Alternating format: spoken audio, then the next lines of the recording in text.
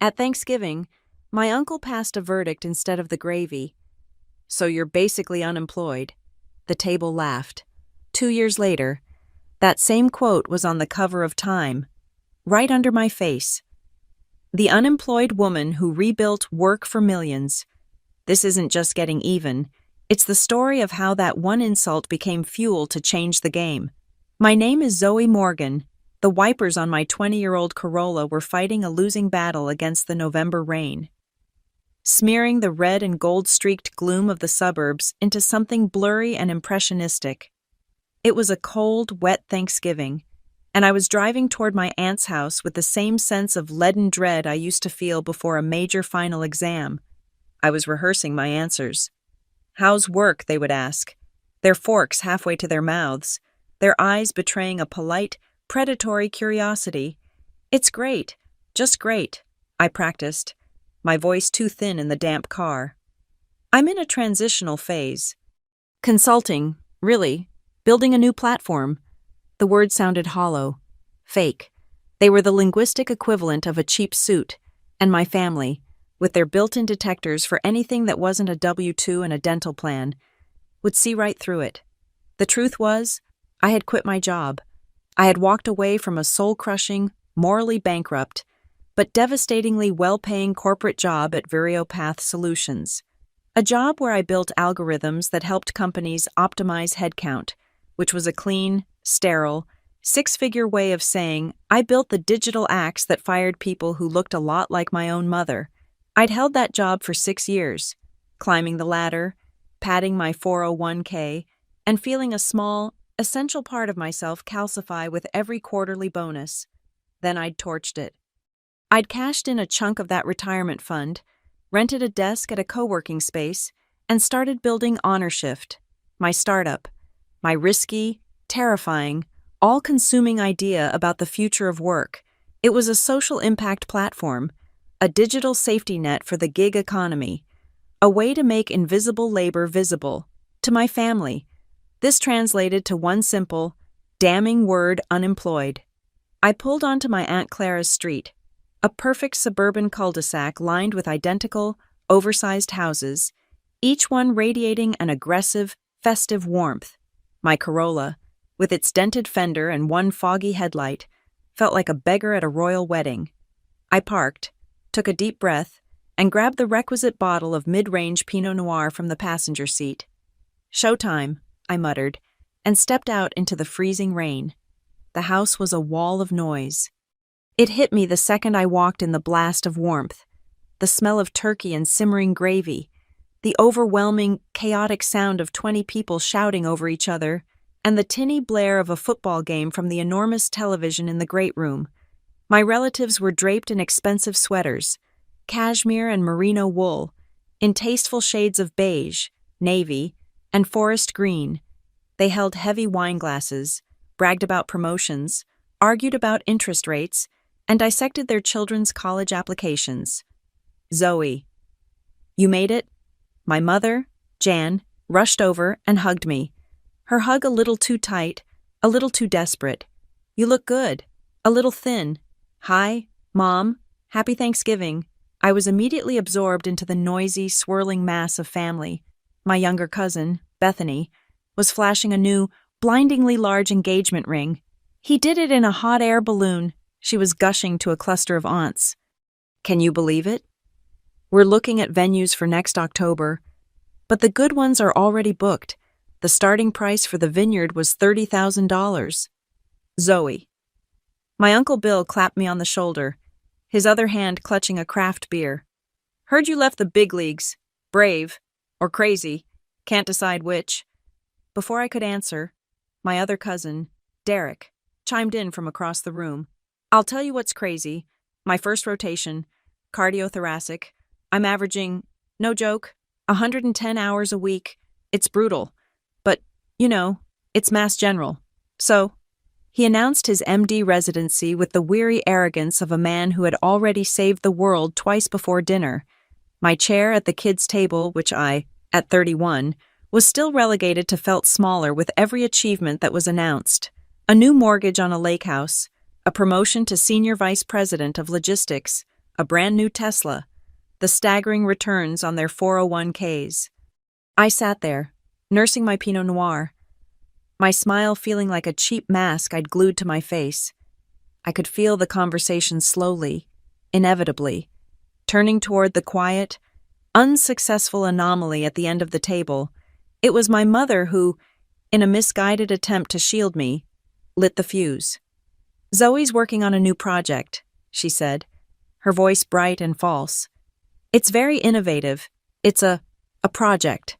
My Uncle Gary cut her off. Gary, the family patriarch, loud, opinionated, and flushed with bourbon. He was a man who believed hard work was something you did with your hands, or failing that, something that gave you a corner office and a company car.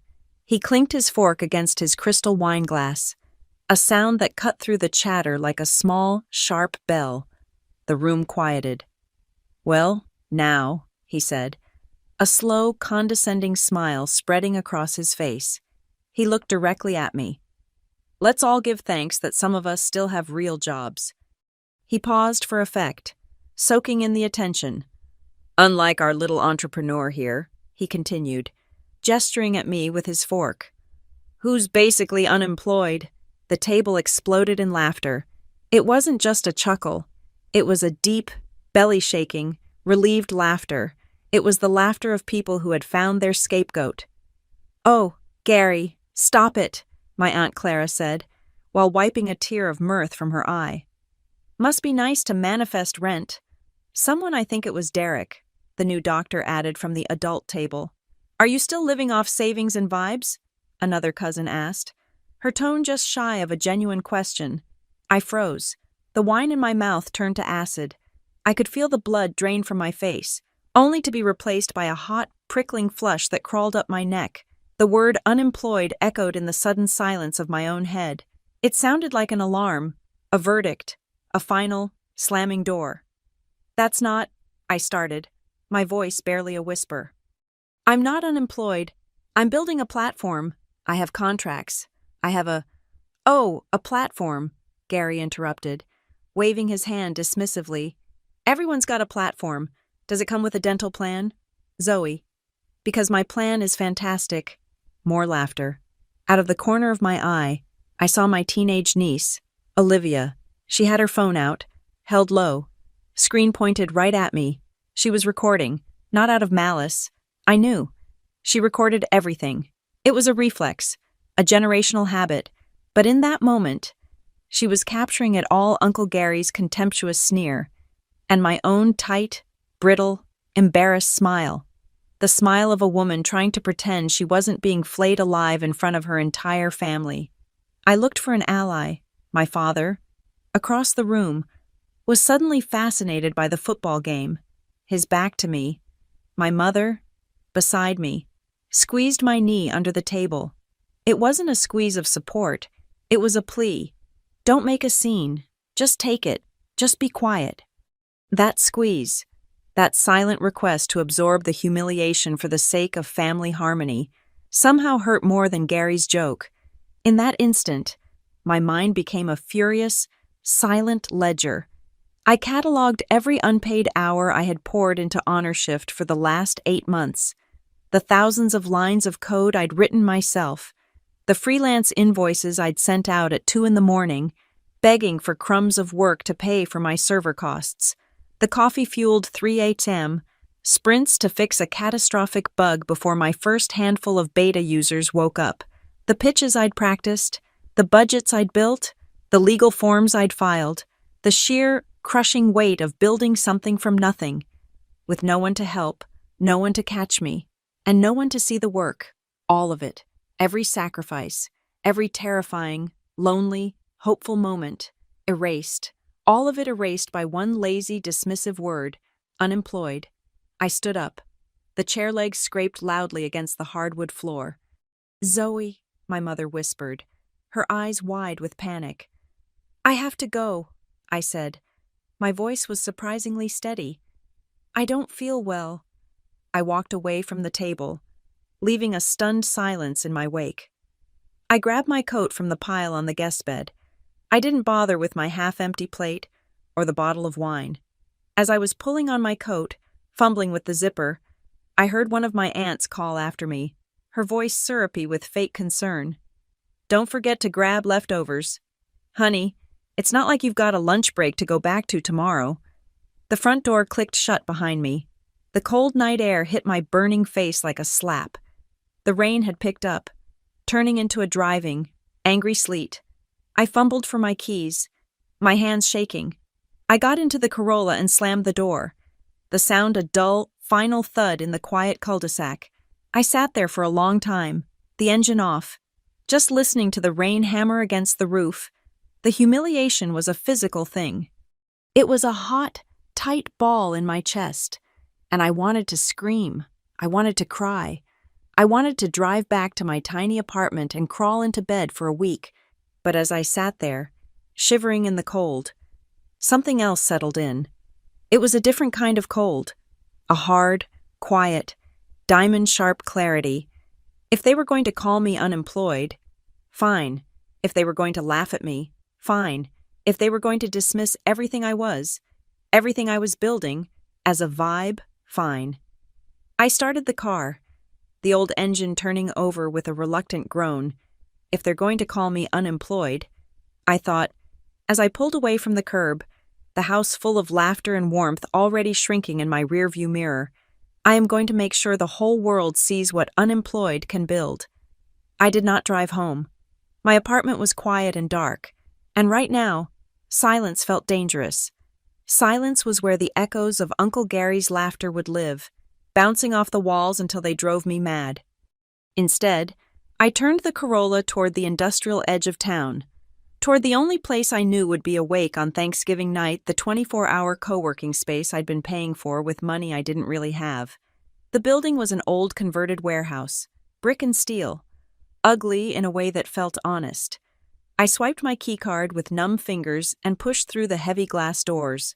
The heat was on. Thank God. But the air smelled of stale coffee and ozone. It was empty, of course. Who else works on Thanksgiving night? Just me. Just the unemployed girl. I dropped my bag at my usual desk, a wobbly laminate slab near the back corner, and sat down. The overhead fluorescent lights hummed a low, insistent buzz that seemed to drill right into the base of my skull. That sound, that specific, electric drone. It didn't remind me of tech startups or innovation.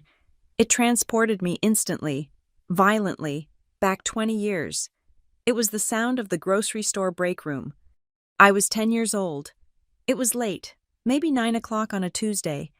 I was sitting at a folding table that smelled of bleach and old onions, struggling with long division.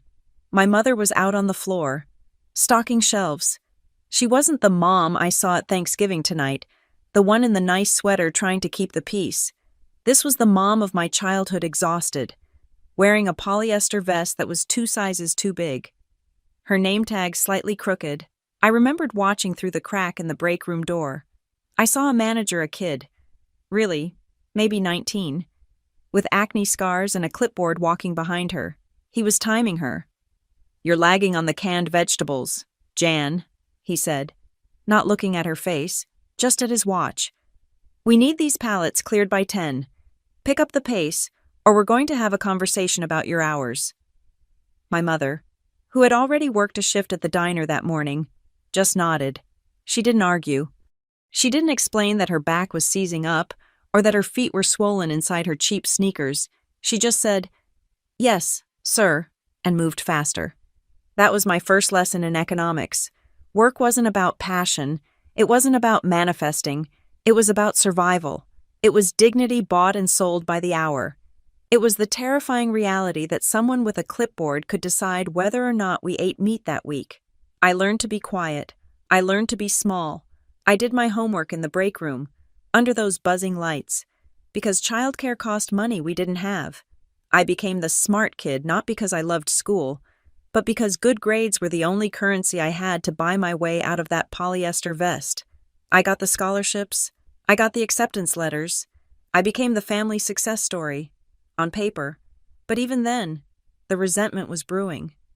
At family gatherings, while my cousins were talking about football or boys, I was talking about college applications and financial aid forms. Zoe's always so serious, Aunt Clara would say, passing the potato salad. She's got big ideas, Uncle Gary would sneer, even back then. Thinks she's too good for this town. Thinks she's better than us. I didn't think I was better. I was just terrified. I was running from the memory of that manager with the clipboard.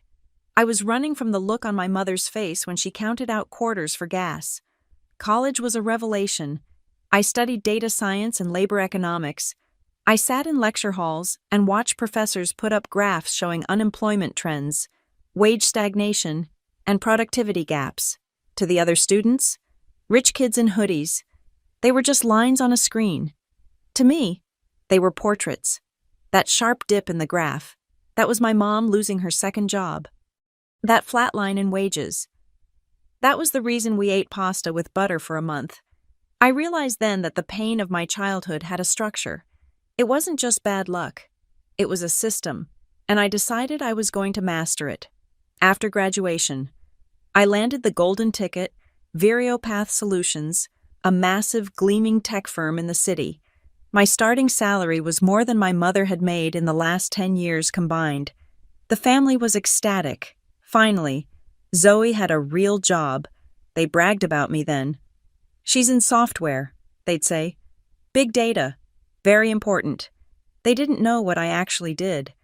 At Viriopath, my job was to build the clipboard. I was a senior analyst in workforce optimization. My team built algorithms that analyzed employee performance data to identify inefficiencies. We turned human beings into data points, average handling time, keystrokes per minute, time spent away from desk. I remember sitting in air-conditioned conference rooms, drinking cold brew on tap, presenting dashboards to executives.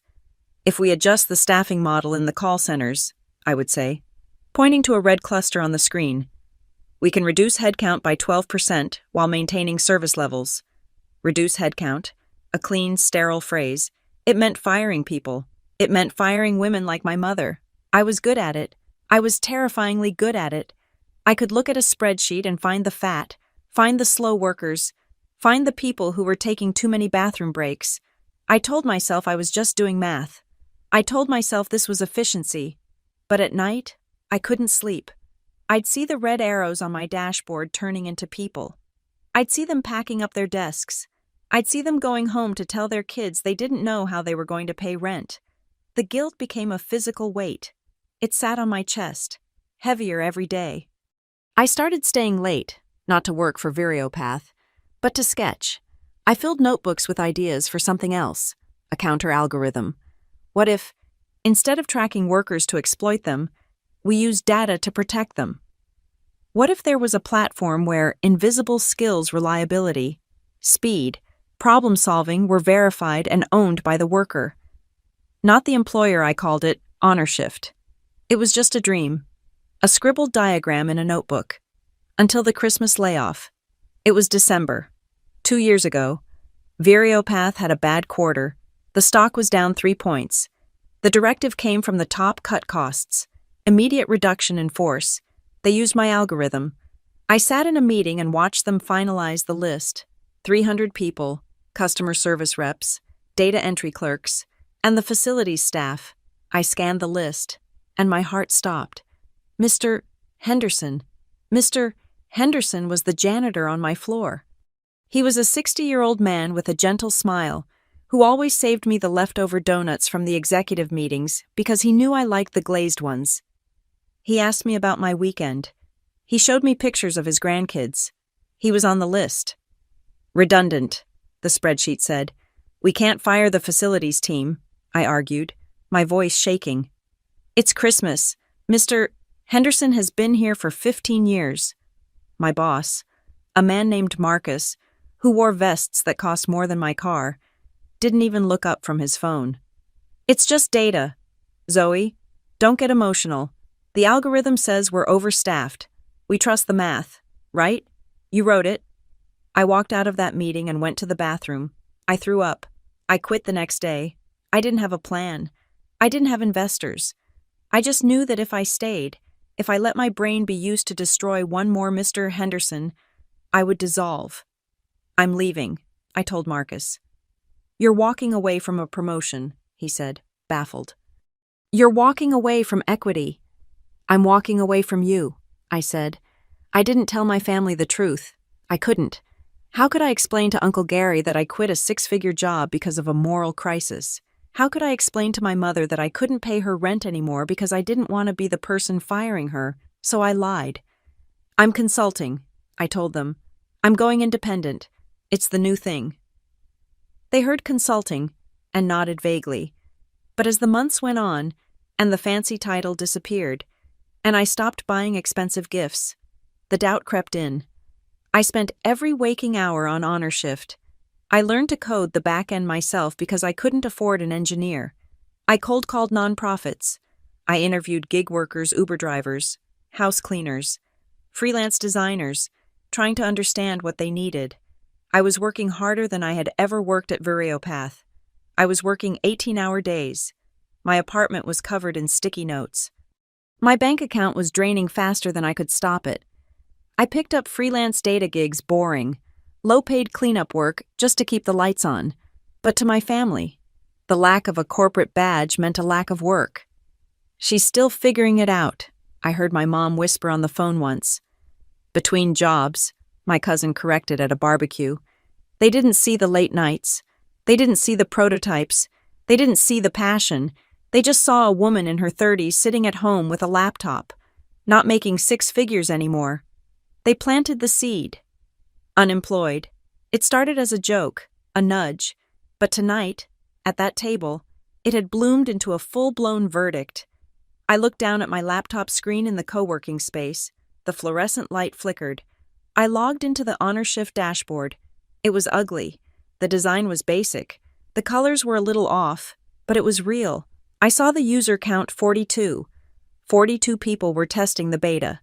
A freelance nurse in Ohio, a graphic designer in Detroit, a warehouse worker in Pennsylvania who wanted to track his certifications. These people were trusting me.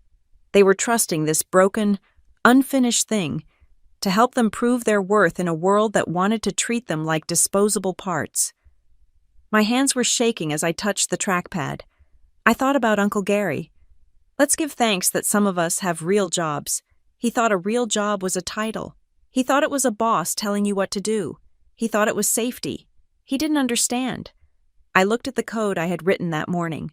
Before driving to the dinner from hell, it was elegant.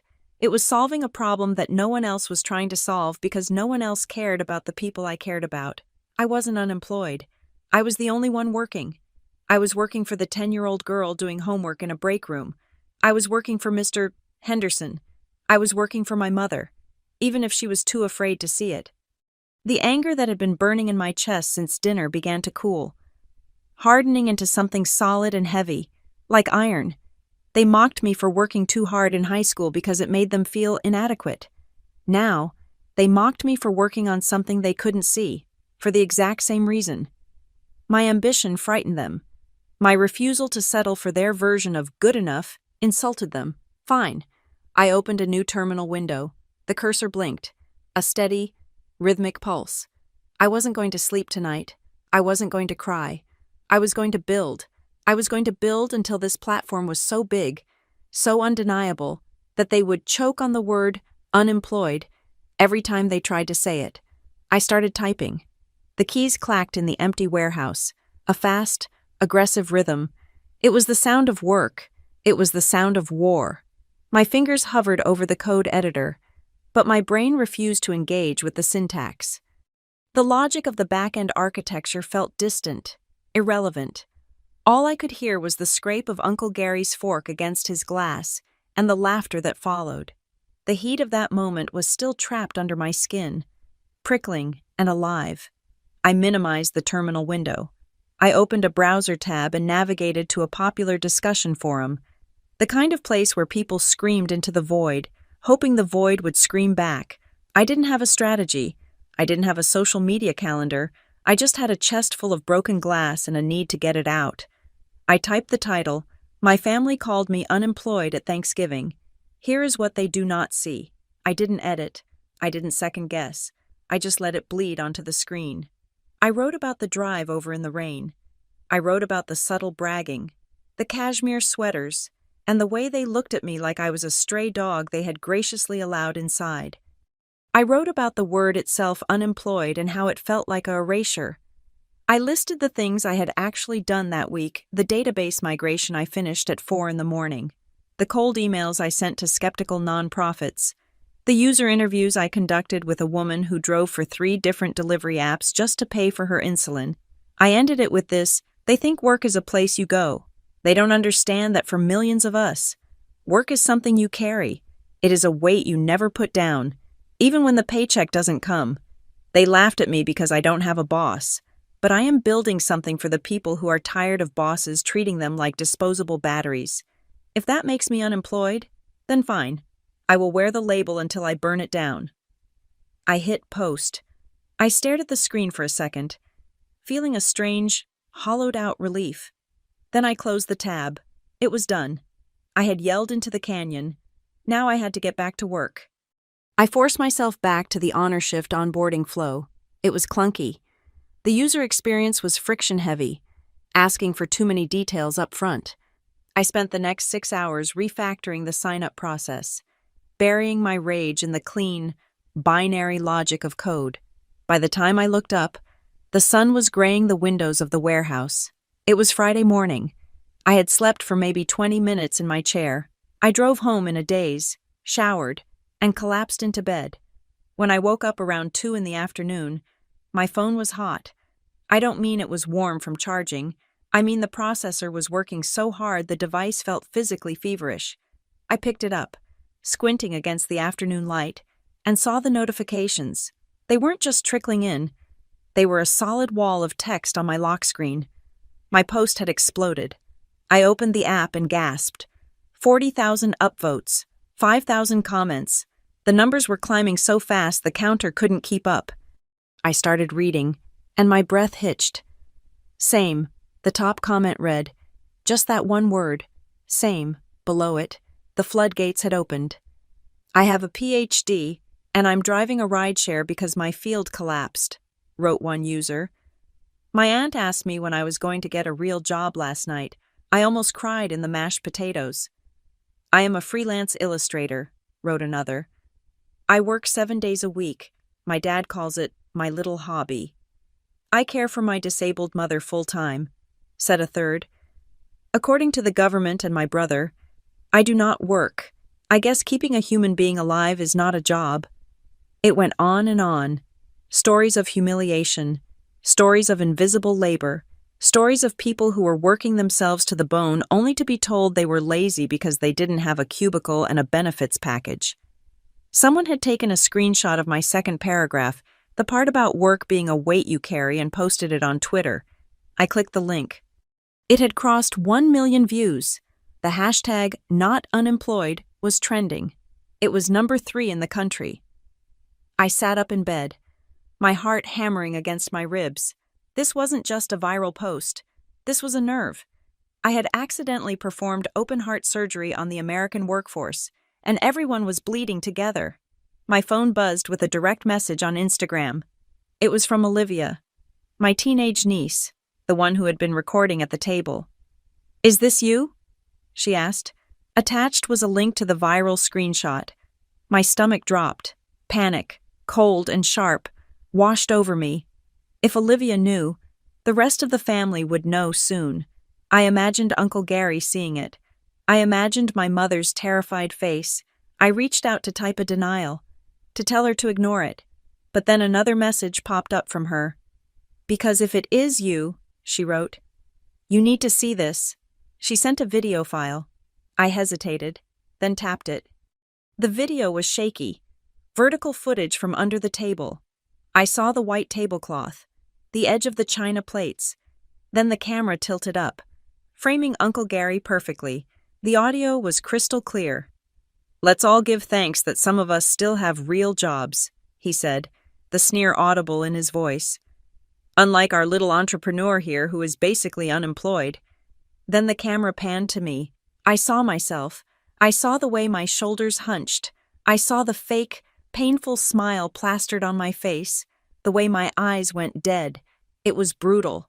It was a perfect, 30-second documentary of casual cruelty. I was going to delete it, Olivia typed. But reading that thread, I think people should see exactly what that looks like. I stared at the video. My panic began to recede, replaced by a sudden, fierce realization. This video wasn't just embarrassing, it was evidence. It was the visual proof of the problem HonorShift was trying to solve. It showed exactly how society looked at us with contempt, with dismissal, with a laugh and a wave of a fork. "Don't post it yet," I typed back, my fingers flying. "But don't delete it. Hold on to it." "Got you," she replied. And then, "Proud of you, Aunt Zoe." I put the phone down and stared at the wall. The conversation had shifted. I wasn't just the victim of a bad dinner anymore. I was the narrator of a movement. An hour later, an email landed in my inbox that made me sit up straighter. It was from the editor of Backyard Builders. I knew Backyard Builders. It was a niche but highly respected newsletter for tech founders and venture capitalists. It was read by the kind of people who wrote checks with 5 zeros. To the author of the Not Unemployed thread, the email began. "We have been tracking the conversation you started. It is the most honest thing we have read about the founder journey in years. We would love to interview you, anonymously, if you prefer. But we think there is a bigger story here." I took a shower. I put on a clean shirt. Even though it was a phone interview, I paced around my tiny living room for 10 minutes, rehearsing what I would say. I decided then and there no more hiding, no more consulting. The interviewer, a woman named Sarah, was sharp. She didn't ask the usual fluff questions. She asked about the emotional toll of entrepreneurship. She asked about the disconnect between the labor market data and the reality on the ground. We talked for 40 minutes. Toward the end, she asked the inevitable question. "You mentioned in the post that you are building something, a tool for these people. Can you tell us what it is?" I paused. My instinct was to protect it, to keep it secret until it was perfect, but perfection was a trap. Perfection was what kept me silent at the dinner table. "It is called HonorShift," I said. My voice sounded strange to my own ears, firm, authoritative. "It is a platform that allows gig workers, freelancers, and caregivers to verify their skills and income across multiple platforms. It creates a portable record of work, so that even if you don't have a single employer, you have proof of your labor, you have dignity." I could hear the change in Sarah's breathing on the other end of the line. The vibe shifted instantly from a therapy session to a business strategy call. "So," she said slowly, "you are not just venting. You are literally building infrastructure for the people your uncle laughed at." "Yes," I said. "Exactly." The article went live on Monday morning. They didn't bury it. It was the lead story. The headline screamed across the top of the newsletter in bold. Black text, "They called her unemployed. She's quietly rewriting work for the rest of us." I opened the link with trembling hands.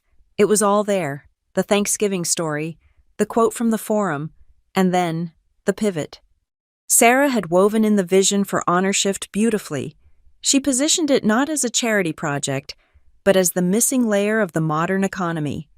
I tabbed over to my analytics dashboard. Usually, the graph of active users on HonorShift looked like a flat line with a few tiny bumps, maybe 5 or 6 people at a time. As I watched, the line shot straight up. It went vertical. 100 concurrent users. 300. 1,000. My phone started buzzing with notification emails. New user sign up Nurse Jenna. New user sign up Dave Trucks. New user sign up Single Mom Coding. They were pouring in. Nurses, warehouse workers, retail staff, adjunct professors, laid-off journalists, the people of the Not Unemployed thread were finding their home. Then, the screen blinked. The dashboard froze. A red error message flashed across the top: 503 service unavailable. The server had crashed. "No, no, no," I whispered. I dove into the terminal. My hands were flying across the keyboard. I wasn't the unemployed niece anymore. I was the chief technology officer, the lead engineer, and the IT support desk all wrapped in one. I spun up 2 more server instances. I optimized the database queries.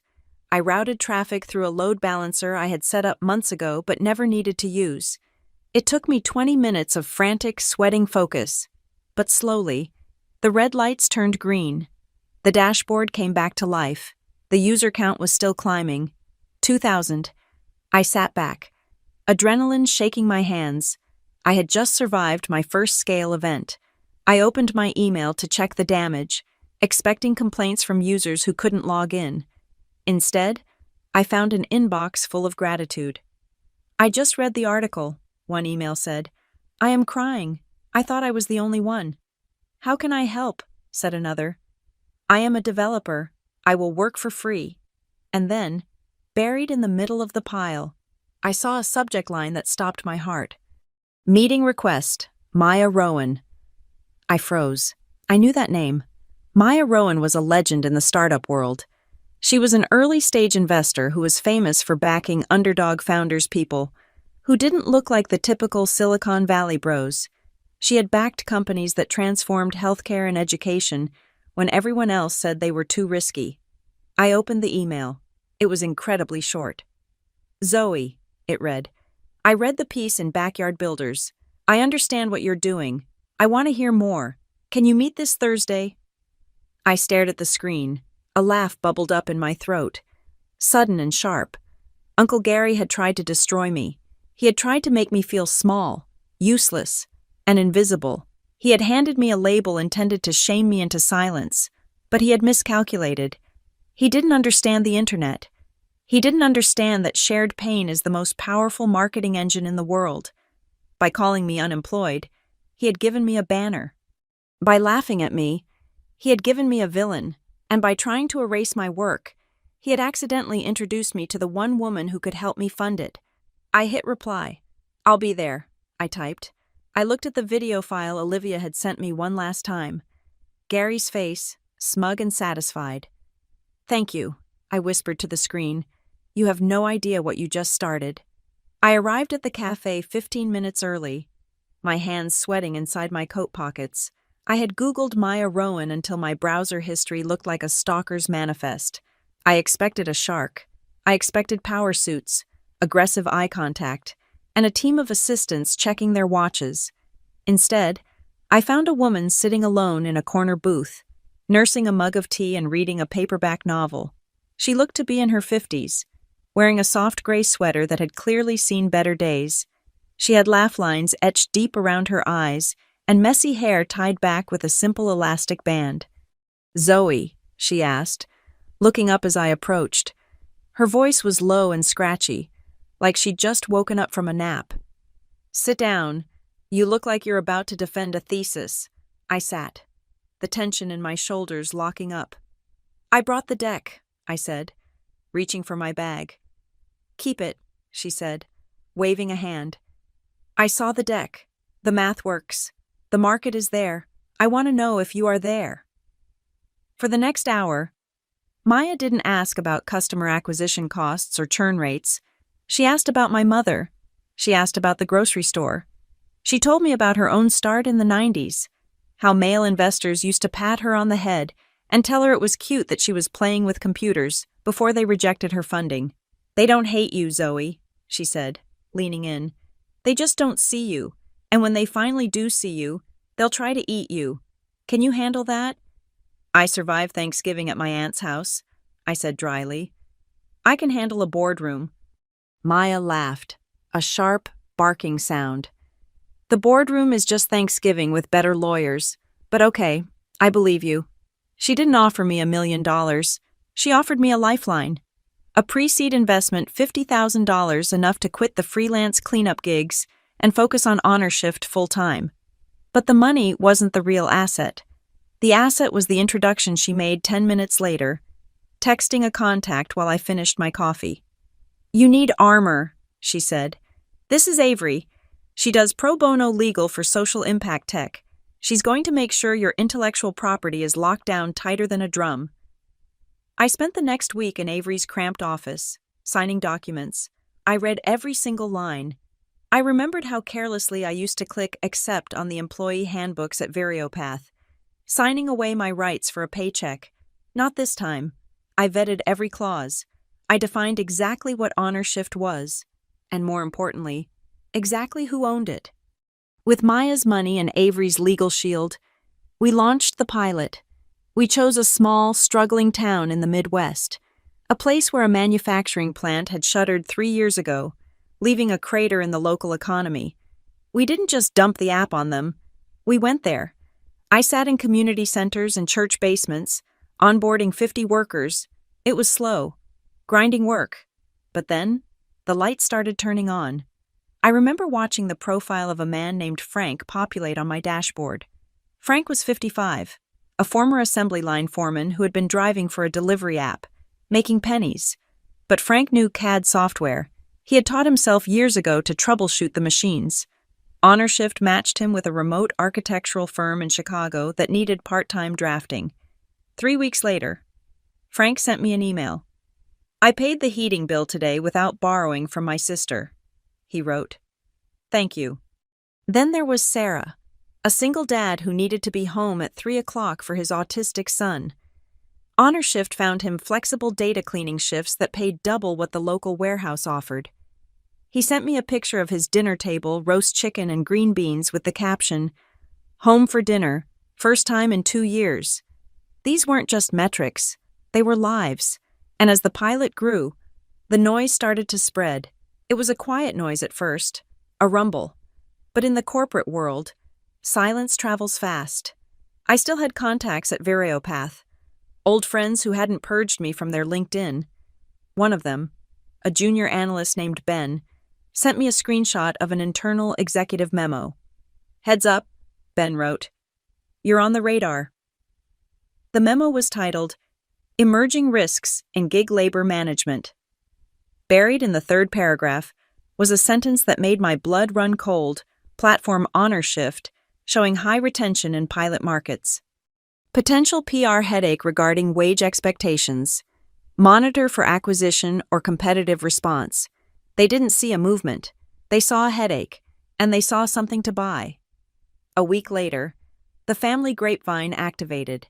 I was skipping the monthly family barbecue I had established a firm too busy boundary since Thanksgiving, but my mother called me, her voice dropping to a conspiratorial whisper. "Your cousin Derek was holding court by the grill today," she said. Derek, the mid-level finance bro at Northline Harbor Group, the one who had joked about manifesting rent. "What did he say, Mom?" "He was telling Uncle Gary that he heard about your little app at work. He said Zoe. He said someone in the industry is going to buy you out for pennies.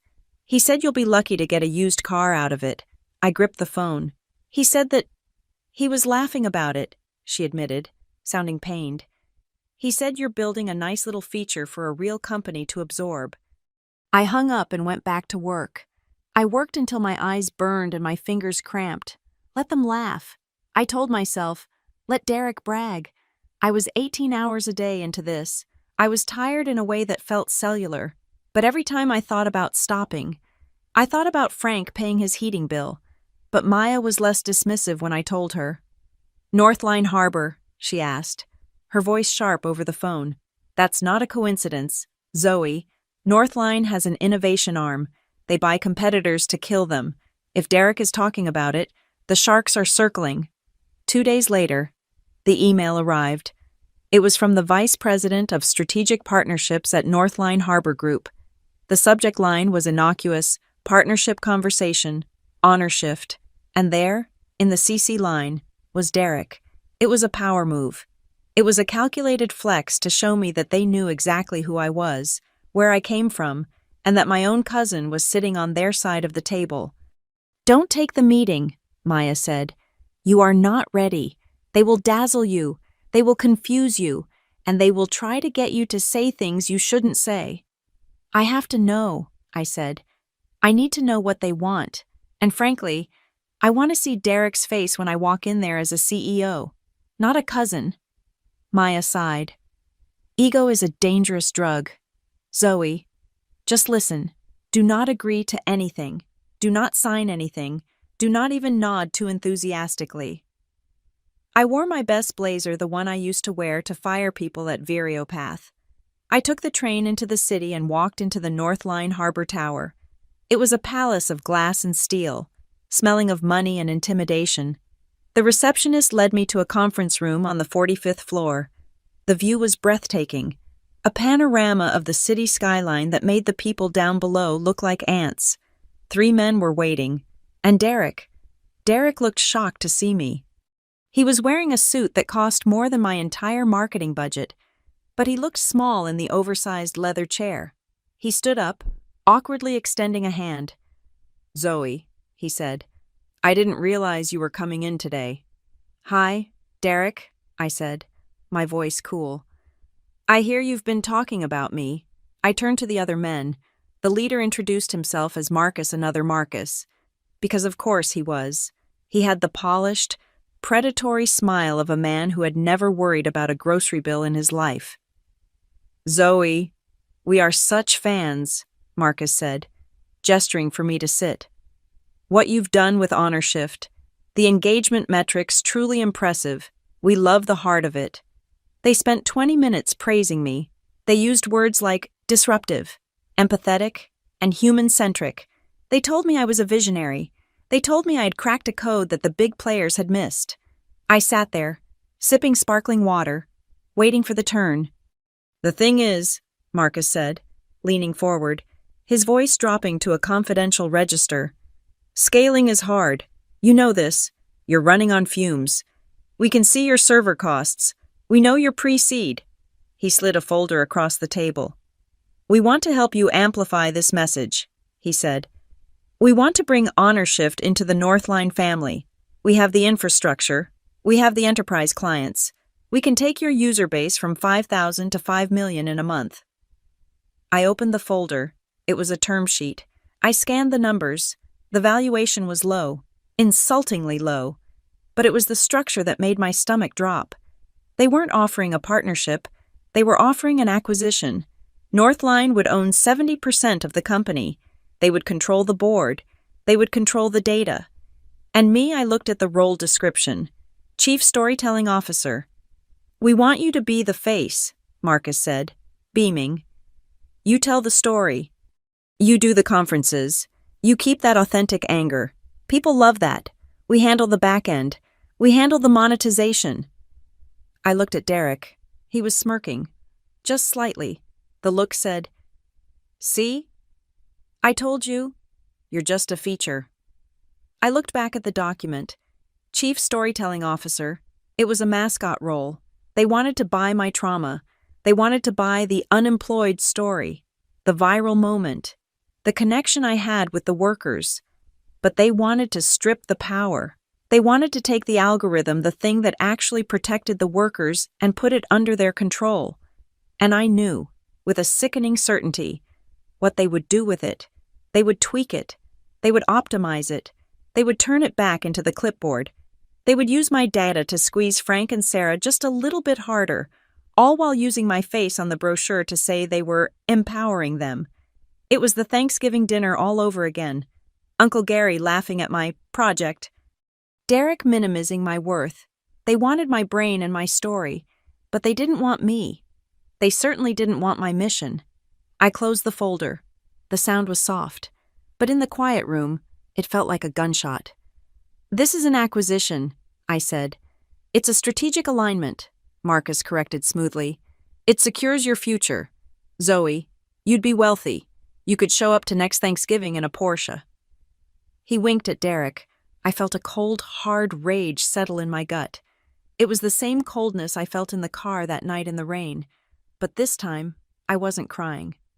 "I'm not interested in a Porsche," I said. I stood up. "And I'm not interested in being a mascot." "Zoe," Derek said, his voice warning, "don't be dramatic. Look at the number." "I see the number."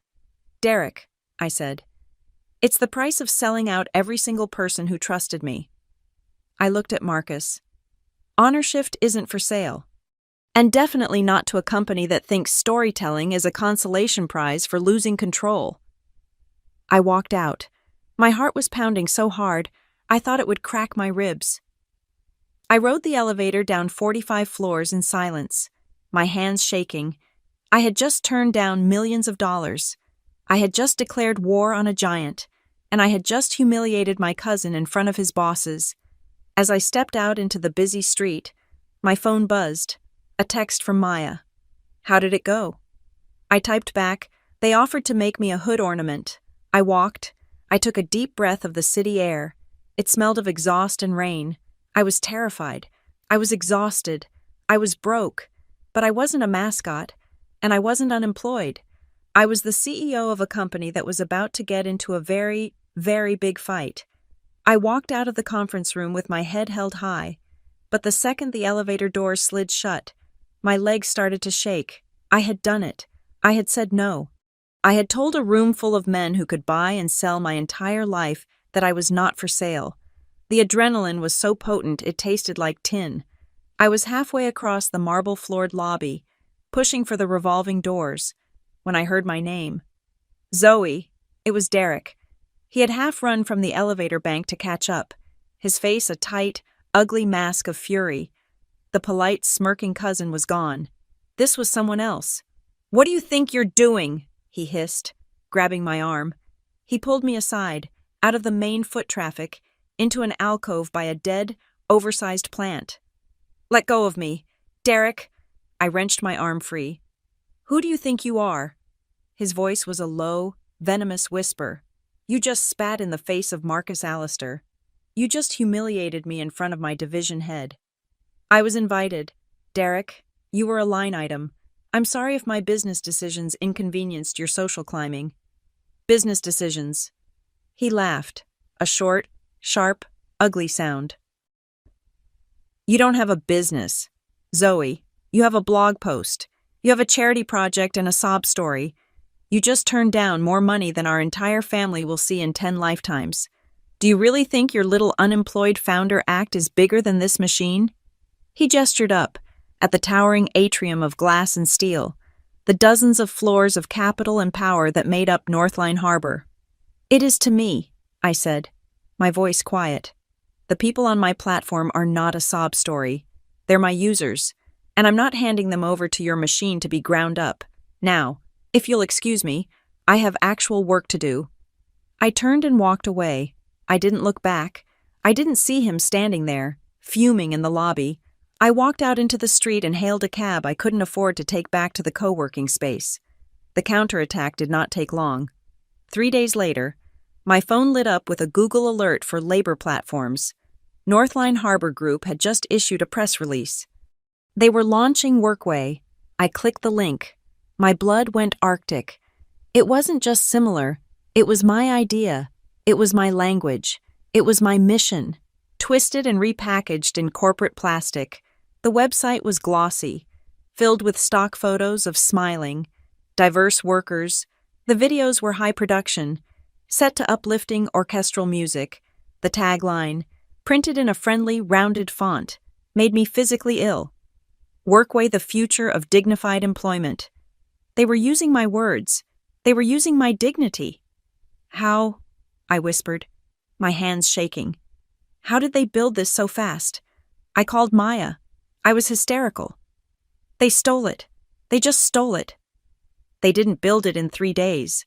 Zoe," she said, her voice grim, "this has been in the works.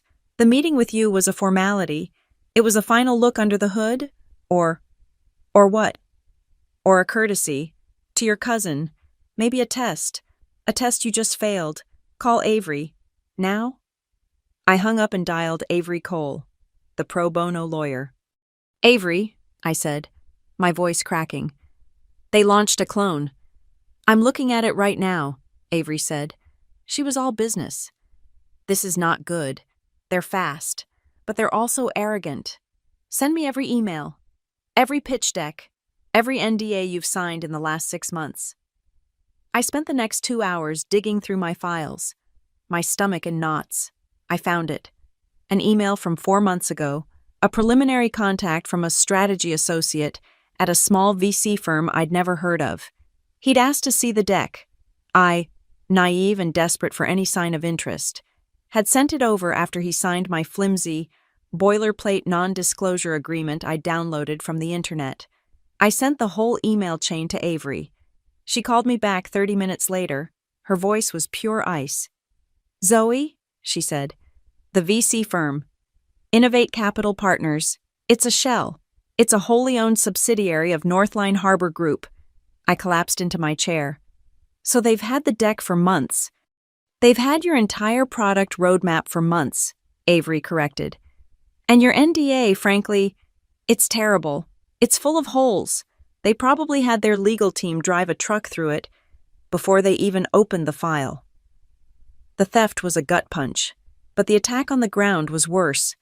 Workway, backed by Northline's billion-dollar war chest, didn't just launch, it carpet-bombed. They bought ads on every social media platform. They offered $500 sign-on bonuses to new users. And then, they went for my pilot. I got the call from Frank, the foreman who was learning CAD.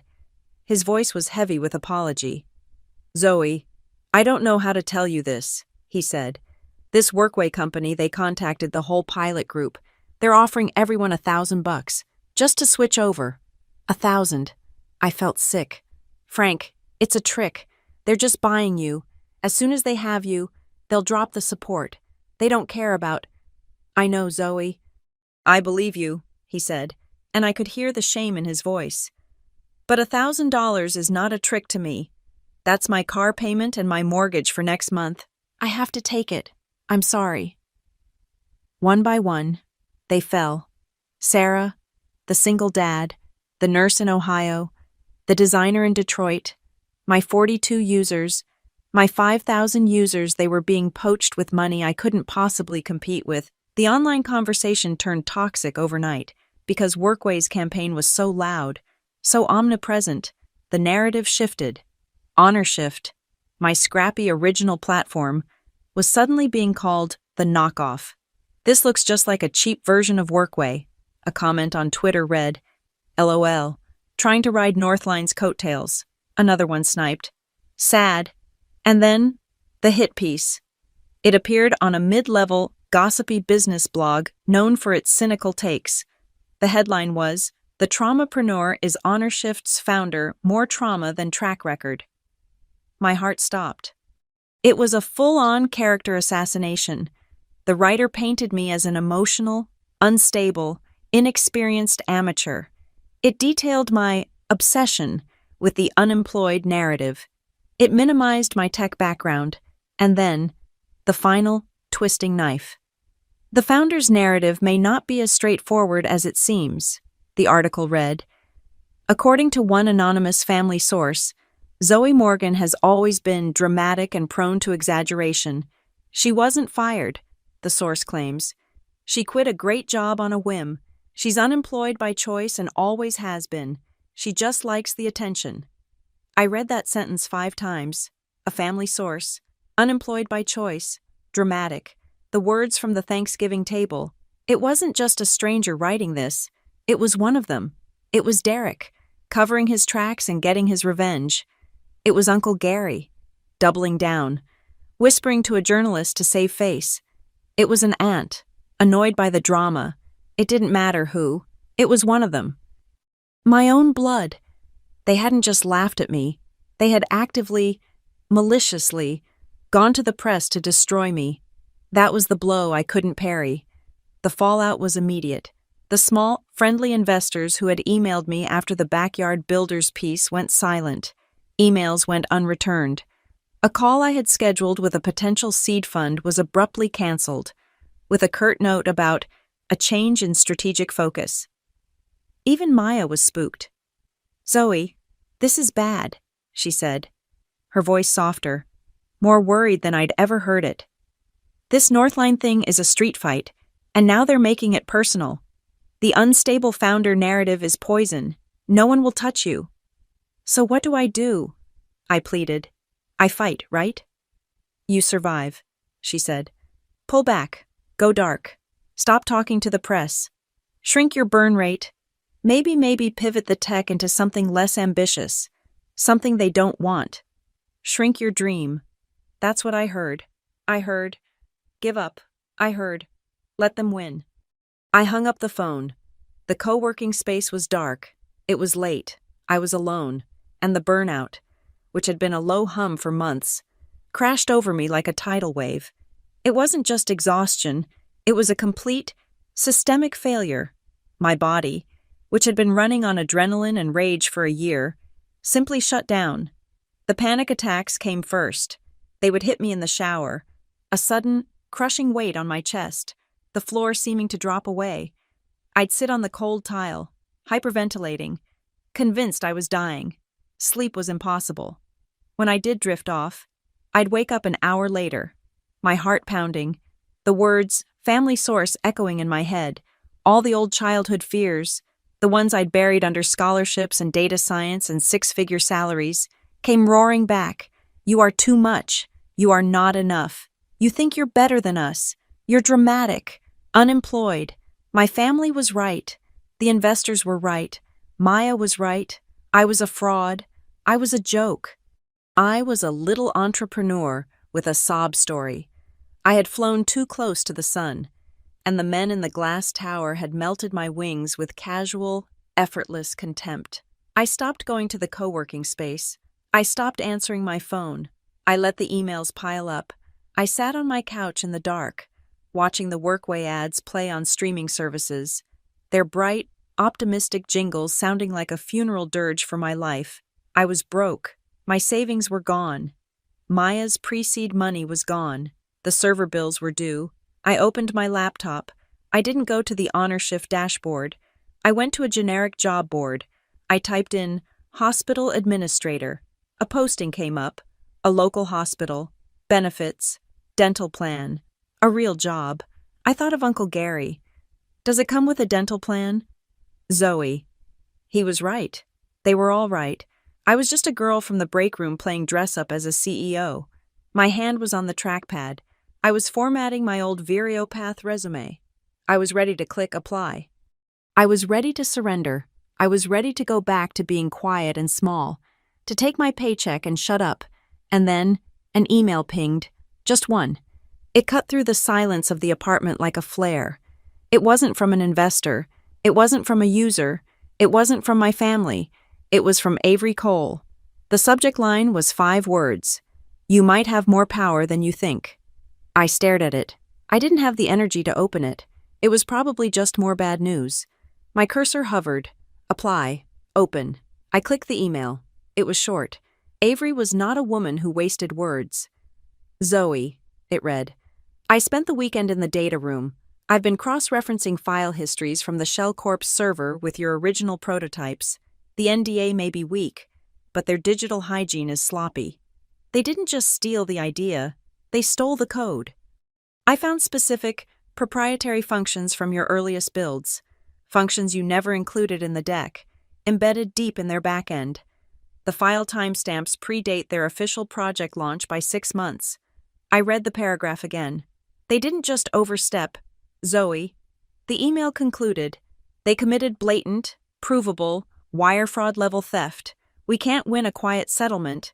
They'll bury us in paperwork. But if you are willing to fight this publicly, I think we have a case. A very, very strong case. Call me. I looked at the job application on my other screen. Hospital administrator. I looked at Avery's email. Provable, wire fraud level theft. Aha.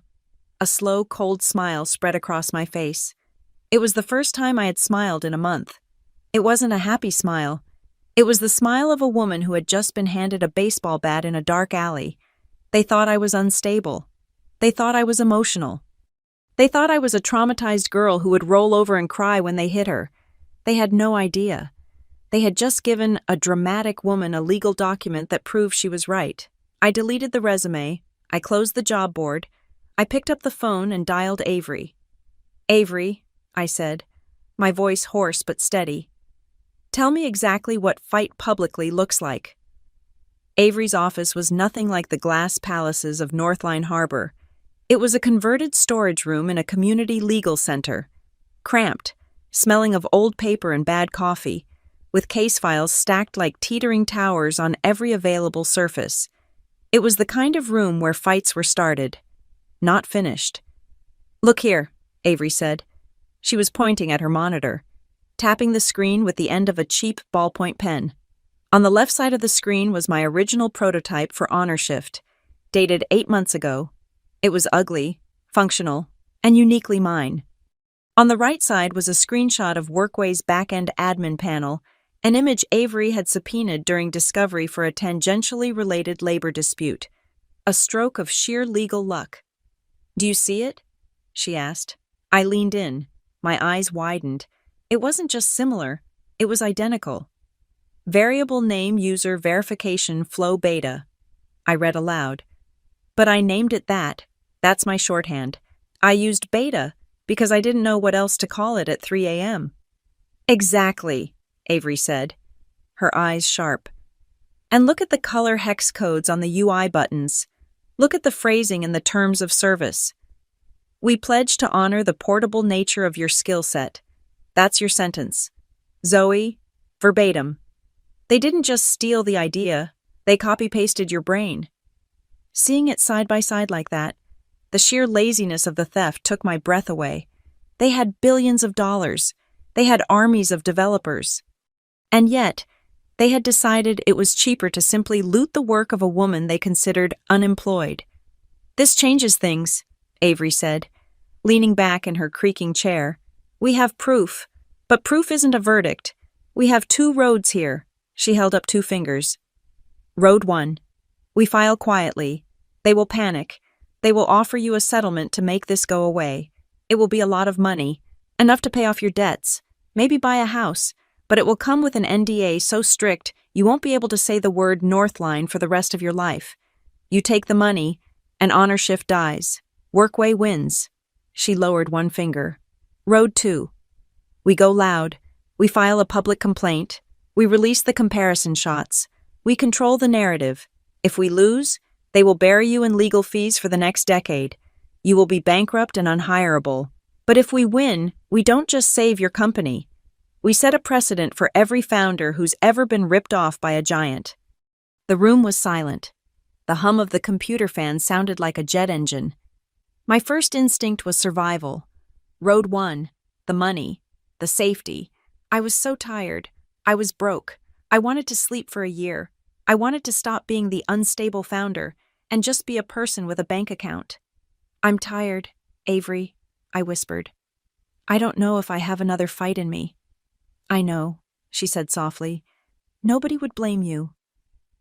I looked down at my hands. They were shaking slightly. I thought of my mother's hands. I remembered the smell of bleach that clung to her skin when she came home from her second job. I remembered the way her knuckles would crack when she tried to open a jar. She had spent her whole life being quiet. She had taken the abuse, the low wages, the managers with clipboards, and she had swallowed it all because she thought silence was the price of survival. But silence hadn't protected her. It had just made her invisible. If I took the money, I was just another manager with a clipboard. I was selling out Frank and Sarah and every user who had trusted me. "If I back down now," I said, my voice gaining strength, "I'm teaching every worker on Honor Shift to shut up and take it. I can't do that. I can't be that person." I looked up at Avery. "We take the hard road?" Avery smiled. It was a terrifying, wolfish smile. "Good. I was hoping you'd say that." The next morning, Avery filed the formal complaint. She also sent a letter to Northline's legal counsel, a masterpiece of legal aggression that essentially said, "We know what you did, we have the receipts, and we are giving you 24 hours to respond before we burn your reputation to the ground." While Avery handled the legal artillery, Maya activated the air support. "You need to tell the story again," Maya told me over the phone. "But not to a tech blog. You need to go where the people are." She connected me with the producers of Night Shift Stories. It wasn't a huge podcast, but it was fierce. It was hosted by a former union organizer and featured anonymous stories from gig workers, cleaners, and delivery drivers. It had a cult following among the exact people Northline was trying to court with Workway. I recorded the interview from my closet to dampen the sound, sitting on a pile of laundry. "My name is Zoe Morgan," I said into the microphone. My voice was steady, but raw. I didn't use corporate jargon. I didn't talk about market fit. I built a tool to help workers own their own data, and then, the people who exploit those workers stole it. I told them everything. I told them about the grocery store. I told them about the unemployed comment at Thanksgiving. They laugh at us, I said. They sit in their glass towers and laugh at the people who clean their floors and drive their cars. They think our work isn't real because it doesn't come with a title. And when we try to build something for ourselves, they take that, too. Then, I did something risky. I played the audio. I had asked Olivia's permission. She had sent the file instantly, with a text that said, "Burn them." I held my phone up to the microphone and pressed play. The sound of silverware clinking, the ambient chatter, and then, Uncle Gary's voice, clear and sneering. "Let's all give thanks that some of us still have real jobs, unlike our little entrepreneur here who's basically unemployed." The host of the podcast let the silence hang in the air for a long and uncomfortable moment. "That," I said quietly, "is what they think of us. That is the culture that built Workway." The episode dropped on a Tuesday. By Wednesday, the internet was on fire. It wasn't the polished, tech Twitter virality of my first post. This was different. This was angry. This was visceral. People started taking clips of the podcast, specifically the audio of Uncle Gary, and layering it over videos of their own work. A nurse posted a video of herself collapsing into a chair after a 12-hour shift, her face marked by a mask. With Gary's voice playing, "Basically unemployed." A delivery driver filmed himself biking through a snowstorm. "Basically unemployed." A teacher grading papers at midnight. "Basically unemployed." The caption was almost always the same. "This is what lazy looks like, working yourself to death for a dream no one respects." The hashtag #NotUnemployed came back. But this time it had teeth. It wasn't a celebration. It was a riot. Other founders started coming forward, tagging Northline and Workway. "Hey, Northline Group," one founder tweeted. "Remember when you passed on my seed round but launched an identical product 3 months later? We remember." "Is Workway just a stolen version of HonorShift?" another user asked. Asking for a friend who cares about ethics, Northline panicked. They issued a stiff, defensive PR statement. Northline Harbor Group and Workway are committed to the highest standards of innovation and integrity. Any allegations of intellectual property theft are baseless and offensive. We are proud of our independent development process. It was a mistake. Avery was waiting. She quoted the statement on Twitter. "Independent development process," she wrote. "Interesting choice of words." Attached to the tweet was a thread. 4 images. Image 1. My original code with the variable name, user verification flow beta. Image 2. Workway's code with the same variable name. Image 3. My terms of service. Image 4. Workway's terms of service. She didn't add any commentary. She didn't need to. The side-by-side comparison was devastating. It was visual proof of a lie. "If this is independent development," Avery added in a final tweet, "then I have a bridge in Brooklyn I'd like to sell you. Or maybe steal from you." The narrative tilted so fast it caused whiplash. The messy, unstable founder story evaporated. The family source quote looked petty and cruel in the light of the audio evidence. Suddenly, I wasn't the crazy woman screaming at the sky. I was David, standing in the field with a sling. And Northline was a very large, very exposed Goliath. Journalists who had ignored me started calling. The hit piece on the business blog was quietly updated with a correction about disputed facts. I sat in my apartment, watching the notifications roll in. I wasn't celebrating. I felt a cold, grim satisfaction. They had tried to use my family to break me. They had tried to use my own words to silence me. But they had forgotten the one thing I learned in that grocery store break room: when you take everything away from someone, you leave them with nothing to lose.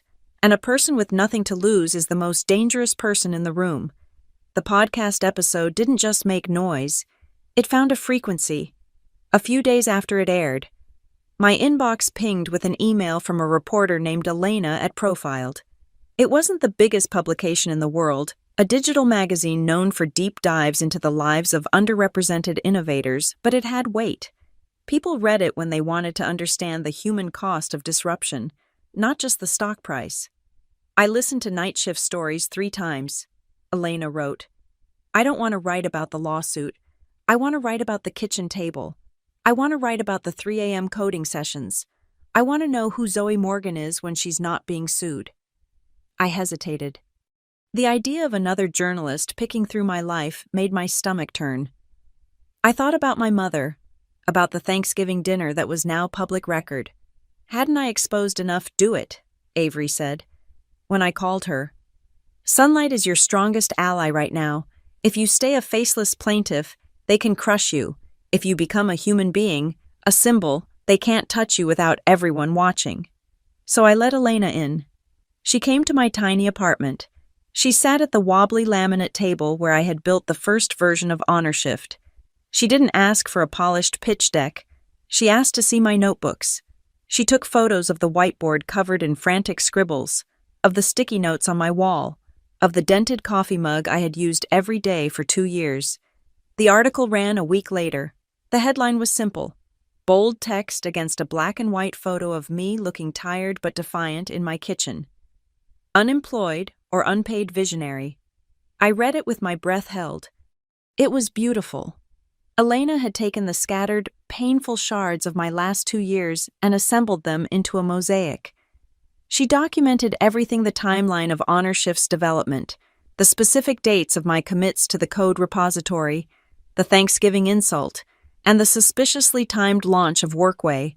But more than that, she connected the dots. She showed that my struggle wasn't just bad luck. She framed my life as a coherent fight against a system designed to make people like me and people like my mother feel small. Zoe Morgan isn't fighting for a payout, the article concluded. She is fighting for the radical idea that labor has dignity, whether or not it comes with a corporate badge.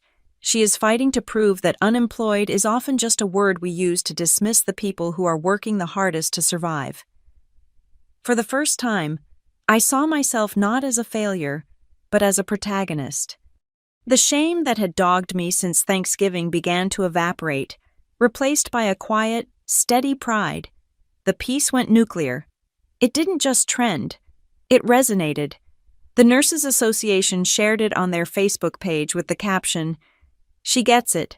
Every nurse who has been called just a helper needs to read this." A massive teachers' union retweeted it. "This is why we fight. We are not overhead. We are the infrastructure." I watched the comments roll in, not from trolls this time, but from allies, workers from Amazon warehouses, Uber drivers, freelance writers, adjunct professors. They were all sharing the article, tagging each other, saying, "She is one of us." And then, the help arrived. It wasn't venture capital. It was something better. "I'm a front-end developer at Google," one email read. "I have 10 hours a week. Let me fix your mobile responsiveness, free of charge." "I'm a translator," read another. "Let me localize Honor Shift into Spanish and Tagalog.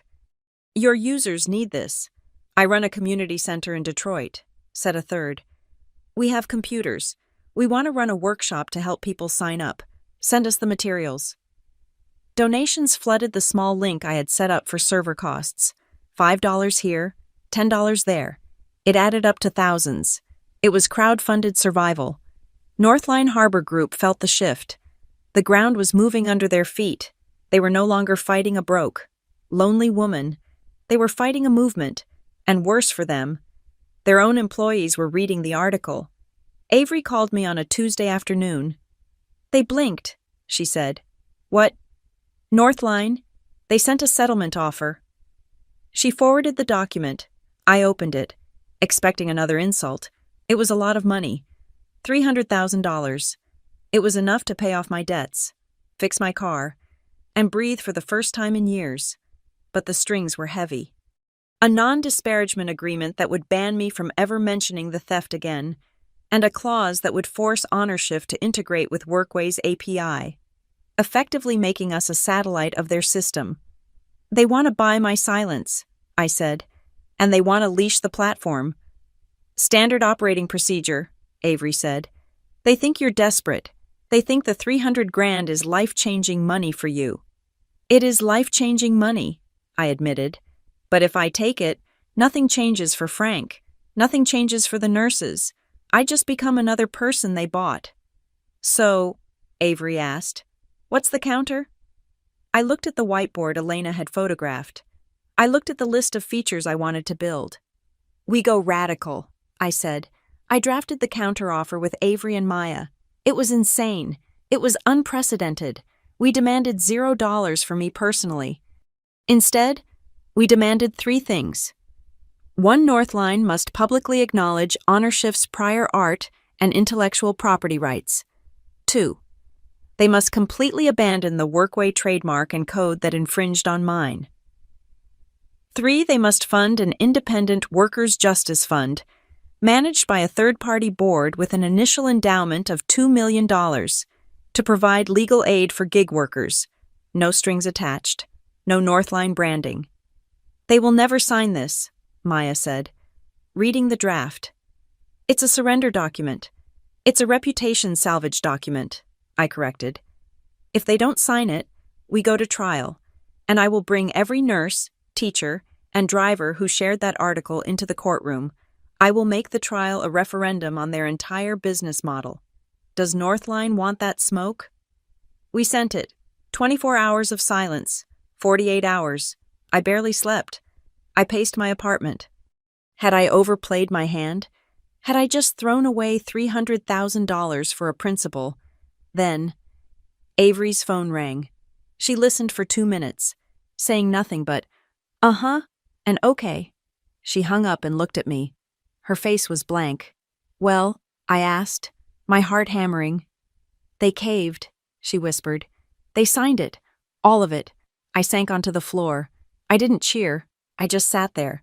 The relief washing over me like cold water. They chose survival. They chose to pay $2 million to a fund rather than face the public spectacle of a trial they knew they would lose in the court of public opinion. The press release went out the next day. It was brief, legally dense, and humiliated Northline without explicitly saying so. They acknowledged my work. They killed the Workway clone. They announced the fund. I posted my own update. Just 3 paragraphs. We didn't win a jackpot, I wrote. I am not walking away with a fortune. We won something more important. We won the right to build without being owned. HonorShift is independent. The code is ours. The data is ours. And now, there is a fund to help protect others. This is what happens when we refuse to be quiet. I didn't gloat. I didn't tag Derek. I didn't mention Uncle Gary. I didn't have to. The victory spoke for itself. The reaction was quiet, but profound. My family group chat, usually a ceaseless stream of gossip, baby photos, and political memes, went eerily silent. It stayed silent for days. I knew they had seen the article and profiled. I knew they had seen the settlement news. They saw the unemployed girl bring a billion-dollar giant to its knees. But they couldn't speak. To acknowledge it would be to acknowledge their own complicity.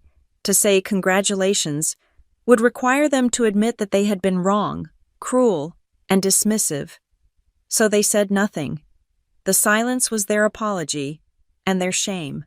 But outside that small, quiet chat room, the world was getting louder. A handful of editors were watching. One of them, a senior editor at Time magazine, sat in her office in Manhattan, reading my update.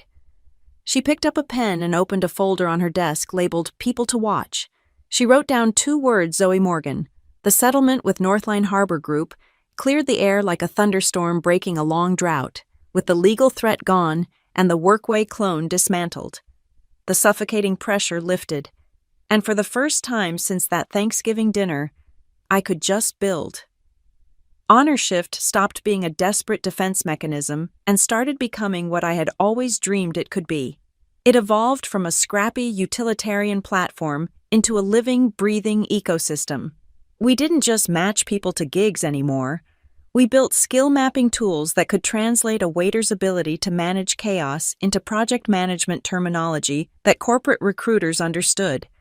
We added legal resources, contracting with a network of pro bono lawyers to review freelance agreements so no one would get stiffed on an invoice again. We added mental health support, realizing that the isolation of the gig economy was as dangerous as the financial instability, and we established an emergency fund, a pool of capital that workers could tap into when a car broke down or a child got sick. Bridging the terrifying gap between paychecks, I used a portion of the settlement money, along with a flood of fresh donations, to establish the Honor Shift Foundation. The goal wasn't to be a charity that handed out soup, it was to be an incubator for dignity. We started offering microgrants to people creating community-based employment solutions. I signed checks for a collective of seamstresses in Oregon who were building their own textile cooperative. I funded a coding boot camp in Atlanta run entirely by former inmates. My life became a blur of travel. I wasn't flying first class or staying in five-star hotels. I was driving rental cars through the flat, gray expanses of the Midwest, and taking trains into the humid heart of the South. I went to small towns where the factories had closed 20 years ago and never came back. I went to big cities where the cost of living was pushing families into shelters, in every room. I listened more than I spoke. I sat on folding chairs in union halls and worn-out sofas in living rooms, collecting stories like precious stones. These stories reshaped my entire understanding of what the word work actually meant. I met grandmothers who were raising 3 grandchildren on a fixed income, performing the grueling, unpaid labor of childcare that kept the economy running. I met undocumented laborers who held entire agricultural supply chains together with their backs, yet lived in constant fear of deportation. I met artists, caregivers, community organizers, people who worked harder than any CEO I had ever met at Viriopath, but who were statistically invisible. One of the most powerful breakthroughs came from an unexpected collaboration. A pastor in rural Ohio reached out to me. His church basement sat empty 6 days a week. He suggested we use it. That sparked a network effect. Within 6 months, we had partnered with 300 church basements, community centers, and libraries across the country. These became Honor Shift hubs. They were physical spaces where people without broadband could come to fill out forms, where someone would help them craft a resume that didn't apologize for gaps in employment, and where they could learn new skills in a warm, safe room. The momentum became impossible to ignore in Washington. I received a summons to testify before a congressional committee on the future of gig work and unemployment benefits. Walking into the Capitol building, I felt a ghost of the old imposter syndrome. I was just Zoe. I was just the girl who got laughed at by her uncle. But then I thought about Frank, and the grandmothers, and the seamstresses. I wasn't walking in alone. I was bringing them with me. I sat at the long wooden table, the microphone amplifying my breathing. The senators looked down at me from their raised dais, asking questions about labor flexibility and market efficiency. They talked about the unemployed as if they were a statistical error, a problem to be solved with a calculator. I interrupted a senator from a state I won't name. "Senator," I said, my voice steady, "we talk about people as if they disappear the second a paycheck does. They don't. They are still working. They are working on themselves. They are working on their families. They are working on surviving. When you call them unemployed, you are implying they are doing nothing. But I promise you, being poor in this country is the hardest job there is." The room went silent. That clip hit the internet an hour later. By the time I got back to my hotel, it had been viewed 4 million times. It wasn't just a soundbite, it was a rallying cry. Strange things started happening after that testimony. The Honor Shift Foundation began receiving large, anonymous donations. $50,000 here, $100,000 there. I had my suspicions. I cross-referenced some of the IP addresses and donor patterns. Some of them traced back to zip codes populated by high-level executives, even some from Northline Harbor's competitors, or perhaps guilty executives within Northline itself who had used workway coupons to save a buck and felt the sting of conscience. They were trying to make quiet amends, paying a tax on their own guilt. I didn't care about their motives. I cashed the checks and put the money to work. I became a public figure, which was the last thing I ever wanted. I was invited onto talk shows, podcasts, and panels. I sat on stages next to economists and labor secretaries. I never wore the power suits they expected. I wore jeans and blazers, and around my neck, I always wore the simple silver necklace my mother had given me years ago.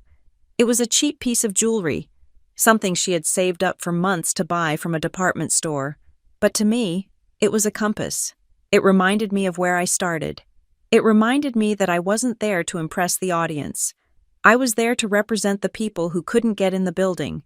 Despite the articles, the viral clips, and the growing acclaim, the silence from my own family remained deafening. It was a strange, heavy thing to carry. The world was calling me a visionary, but to the people I shared DNA with, I was still just an awkward topic of conversation they tried to avoid. I went to a small birthday gathering for my father in late summer. I walked in, bracing myself. The house was the same. The smells were the same. Uncle Gary was there, looking older and smaller. He nodded at me, but didn't make eye contact. Later in the afternoon, I was in the kitchen getting a glass of water. My aunt was sitting at the table, scrolling through her phone. The television in the living room was on, and a rerun of my interview on a major morning show started playing. My face filled the screen. My aunt looked up, saw the TV, and then looked back down at her phone with a dismissive sniff. "Media stuff doesn't last," she muttered, mostly to herself, but loud enough for me to hear. It stung. I won't lie and say it didn't. There is a part of us that remains 6 years old forever, desperate for the people who raised us to say we did good. But as I looked at her, scrolling past the news to look at pictures of someone's vacation, I realized something profound. I was trying to buy milk from a hardware store. I was looking for validation in a place that didn't sell it. I put my glass down and walked out of the kitchen. I didn't argue. I didn't try to explain the impact metrics or the congressional testimony. I just let it go. I stopped chasing their approval. I decided to pour my energy into the millions of people who clearly saw me, the people who needed me, rather than the 12 people who refused to look. That fall, amidst the whirlwind of expansion and the endless travel, I received an email with a subject line that looked entirely routine: time background research request. I get hundreds of emails like this. Usually, it is a fact checker for a blurb, or someone looking for a quote for a roundup article on top 10 women in tech. I almost archived it, but the sender was polite. "A journalist named David," I replied, thinking it would be a 10-minute phone call. It turned into a months-long conversation. David wasn't interested in the shiny numbers. He didn't ask about the valuation of the foundation or the user growth charts. He asked about the fluorescent lights in the grocery store. He asked about the specific texture of the tablecloth at that Thanksgiving dinner. He asked about my mother's hands. He asked what it felt like to sit in that car in the rain and decide not to give up. He was quiet and thorough. He called me at odd hours, asking for clarification on small details. "Tell me again about the necklace," he would say. "Tell me again about the janitor." "Mr. Henderson." I assumed he was writing a thoughtful profile piece, maybe something for the back page of the magazine. I answered his questions honestly, finding a strange therapy in talking to someone who seemed to want to understand the anatomy of the struggle rather than just the trophy at the end. I had absolutely no idea what was happening in New York. I had no idea that in a high-rise office in Manhattan, there was a war room where editors were debating the cultural mood of the year. I had no idea that they were looking for a face that represented the seismic shift in how the world viewed labor. I had no idea that my face, stripped of makeup and looking determined, was already being mocked up on a wall of potential covers. Sitting right next to heads of state and climate activists, I was too busy working. I was too busy visiting the hubs. I was too busy trying to figure out how to get dental coverage for freelance graphic designers. I was living the work, while Time magazine was preparing to name it. The seasons turned. The leaves fell. The air turned crisp and cold. It was November again. The anniversary of the dinner was approaching. I felt the familiar tightening in my chest that always came with the holidays. But this year, it was different. I wasn't dreading the question, "How is work going?" I knew the answer. And for the first time in my life, I didn't need anyone else to understand it. I sat in a coffee shop in Chicago, finalizing a grant for a collective of delivery drivers, when David sent me one last email. "Can you be in New York on Tuesday?" he asked. "We need to verify a few final facts in person." I sighed. I was tired. I wanted to go home. But David had been kind, and I owed him the courtesy. "Sure," I typed back. "I will be there." I booked a middle seat on a budget airline. I packed my carry-on. I didn't know that I was flying toward the moment that would rewrite the entire narrative of my life. I didn't know that the unemployed girl was about to become the most employed person in America. All I knew was that I had work to do, and I was going to do it. The conference room in Midtown Manhattan was aggressively nondescript. It was a box of beige walls, gray carpet, and a long mahogany table that looked like it had been wiped down with lemon pledge 5 minutes before I walked in. Outside, the November sky was the color of wet slate, spitting a mixture of rain and snow against the glass. I sat alone at the head of the table, fidgeting with a paper coffee cup that had long since gone cold. I checked my watch. 10 o'clock. David, the journalist I had been talking to for months, had said this was just a final fact check. But usually, fact checks happen over the phone. They don't require a flight to New York and a security badge that takes 20 minutes to print. The door opened. 2 people walked in. One was David, looking tired but sharp in a corduroy blazer. The other was a woman I recognized from her masthead photo, the editor-in-chief of Time. My stomach did a small, nervous flip. This was a lot of firepower for a fact check. "Zoe," the editor said, extending a hand. Her grip was firm, her expression unreadable. "Thank you for coming in. We know how busy you are." "It's no problem," I lied. I had 3 grant proposals due and a server migration scheduled for midnight. "I'm happy to help clarify anything." They sat down opposite me for 10 minutes. We didn't talk about facts. We talked about the philosophy of labor. They asked me about the not unemployed movement. They asked about the shift in public sentiment regarding gig work. They asked me if I thought the anger that had fueled Honor Shift was sustainable. "It's not just anger," I said, leaning forward. "It's exhaustion. People are tired of being told their value is tied to a W-2 form. That feeling doesn't go away just because the economy ticks up a point." The editor nodded slowly. She looked at David. David reached into his leather satchel and pulled out a thin black folder. He slid it across the mahogany table. It stopped inches from my hand. "We're not just doing a profile, Zoe," David said softly. "We made a decision last night." I looked at the folder. I looked at them. The room felt suddenly very small and very quiet. The hum of the HVAC system seemed to vanish. I opened the folder. Inside was a single sheet of glossy photo paper. It was a mock-up of a magazine cover. The red border was unmistakable. It was the most famous rectangle in journalism, and inside the red border was my face. It wasn't a glamour shot. I wasn't smiling. The photographer had caught me in a moment of listening. My head tilted slightly, my eyes direct and unblinking, looking right through the lens. I looked tired. I looked strong. But it was the text that stopped my heart. Above my head, in bold white letters, "Person of the Year," and below my chin, the headline, "The Unemployed Generation Fights Back," and then, in smaller yellow type, a subhead that made the air leave my lungs. "Let's give thanks that some of us have real jobs. How one family insult sparked a global labor revolution. Shock is a physical thing. It starts in the fingertips, cold and prickly, and rushes toward the center of your chest." I stared at the image. My brain couldn't process the scale of it. Person of the Year, not Entrepreneur of the Year, not 30 under 30. Person of the Year. I made a sound that was half laugh, half sob. I covered my mouth with my hand. Tears, hot and sudden, pricked my eyes. "Is this—" I couldn't finish the sentence. "It goes to print tonight," the editor said. "It hits newsstands on Monday, but the digital reveal is scheduled for Thursday." Thursday. Thanksgiving. I looked at the subhead again. How one family insult sparked a global labor revolution. "Oh my God," I whispered. The realization hit me with the force of a physical blow. My uncle is going to choke on his turkey. The editor smiled, a genuine, warm expression breaking through her professional mask. We thought the timing was poetic. She leaned in. We need to talk about the framing. Zoe. The unemployed generation. It's provocative. Are you comfortable with that? We're taking the word that was used to hurt you and making it the banner.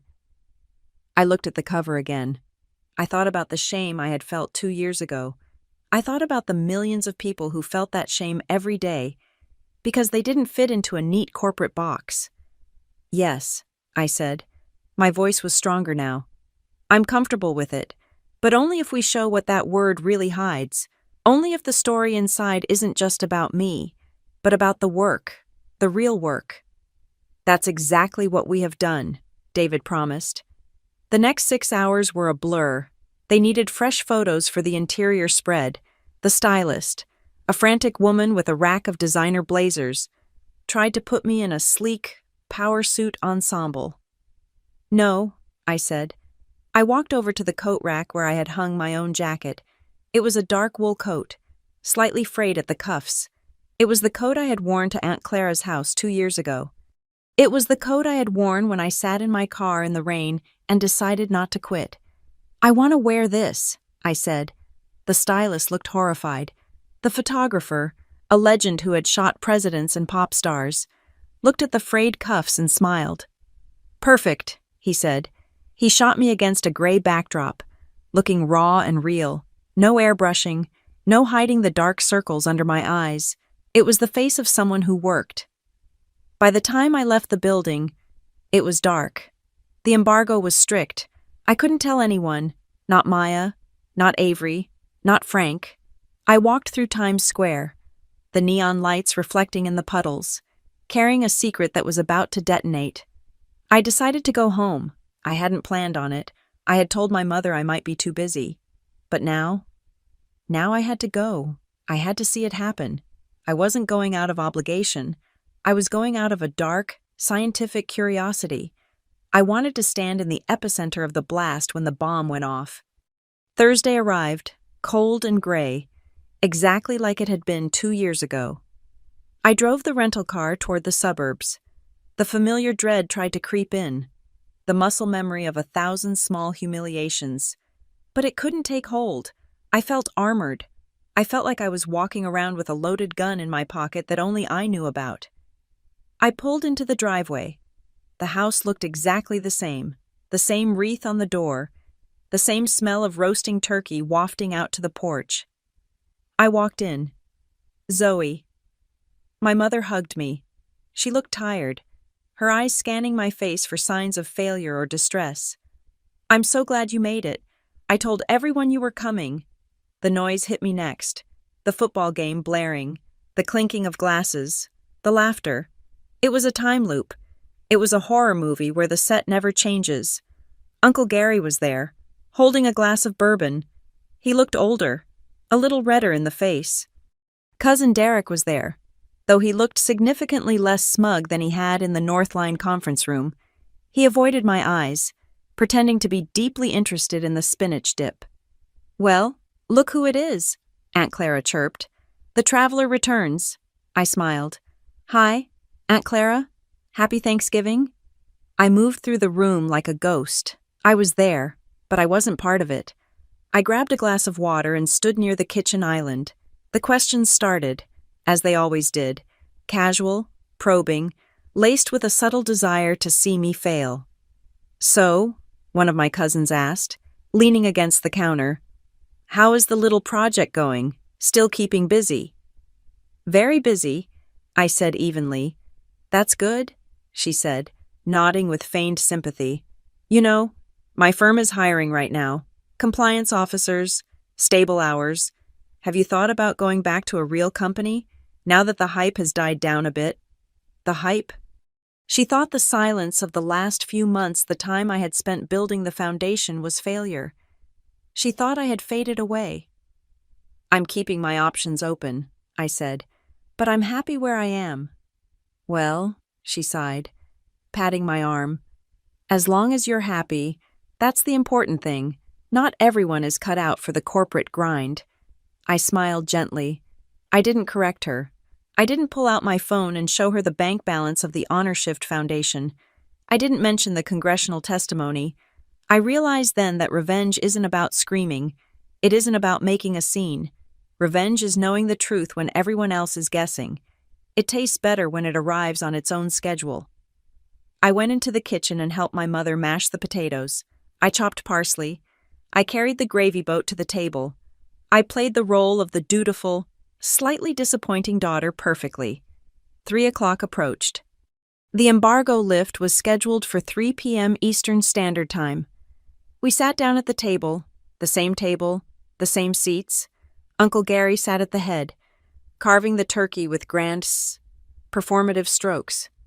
"Looks dry," Derek muttered under his breath. "It's perfect," Aunt Clara snapped. I checked my watch under the table. 3 o'clock? The email blast from Time would be hitting millions of inboxes right now. The push notification would be lighting up smartphones across the world. The tweet would be live. I took a sip of wine. My heart was hammering a slow, heavy rhythm against my ribs. 3:05. Nothing happened. Everyone was eating. Uncle Gary was telling a story about his contractor. "So I told him," Gary boomed, waving his fork. "If you can't get the permit, that sounds like a you problem, not a me problem." Laughter. 3:07. A phone buzzed on the table, then another. My teenage niece, Olivia. The one who had recorded the original video picked up her phone under the table. I watched her face. Her eyes went wide. Her jaw literally dropped. She looked at me, then back at the phone, then at me again. "Oh, my God," she whispered. "No phones at the table. Olivia," Uncle Gary scolded, not looking up from his turkey. "Uncle Gary," she said, her voice shaking. "You need to see this." "What is it?" Derek asked. Pulling his own phone out of his pocket, I watched Derek's face go pale. All the blood drained out of him, leaving him looking like gray putty. He looked at me with pure, unadulterated terror. "What?" Aunt Clara asked, reaching for her phone. "Is it bad news?" "No," Olivia said. She stood up. She held her phone up for the table to see. "It's Zoe." On the screen, bright and undeniable, was the cover, my face, the red border, and the headline, Person of the Year, and right there, in the subhead, the quote, "Let's give thanks that some of us have real jobs." The room went silent. It wasn't the awkward silence of a bad joke. It was the silence of a vacuum. It was the sound of oxygen leaving a room. Uncle Gary froze, his fork halfway to his mouth. He stared at the phone. He squinted. He read the words. I watched him process it. I watched him realize that the quote, his casual, cruel little joke from 2 years ago was now printed on the cover of the most famous magazine in the world. He wasn't just a random uncle anymore. He was the villain of the year's biggest success story. He choked. He actually choked. He coughed, sputtering, his face turning a violent shade of crimson. He reached for his water glass, knocking it over. The water spread across the tablecloth, soaking into the expensive linen, but no one moved to clean it up. "Is this?" Aunt Clara stammered. "Is this real?" "It's real," Derek whispered. He was scrolling frantically. "It's everywhere. CNN, BBC. It's trending #1 worldwide." He looked at me. "Zoe, you're Person of the Year." I put my fork down. I looked around the table. I looked at the cousins who had offered me entry-level jobs. I looked at the aunts who had pitied me. I looked at Uncle Gary, who was currently wiping water off his pants with a napkin, unable to meet my eyes. The silence stretched. It was heavy and thick. It was a silence that stripped them naked.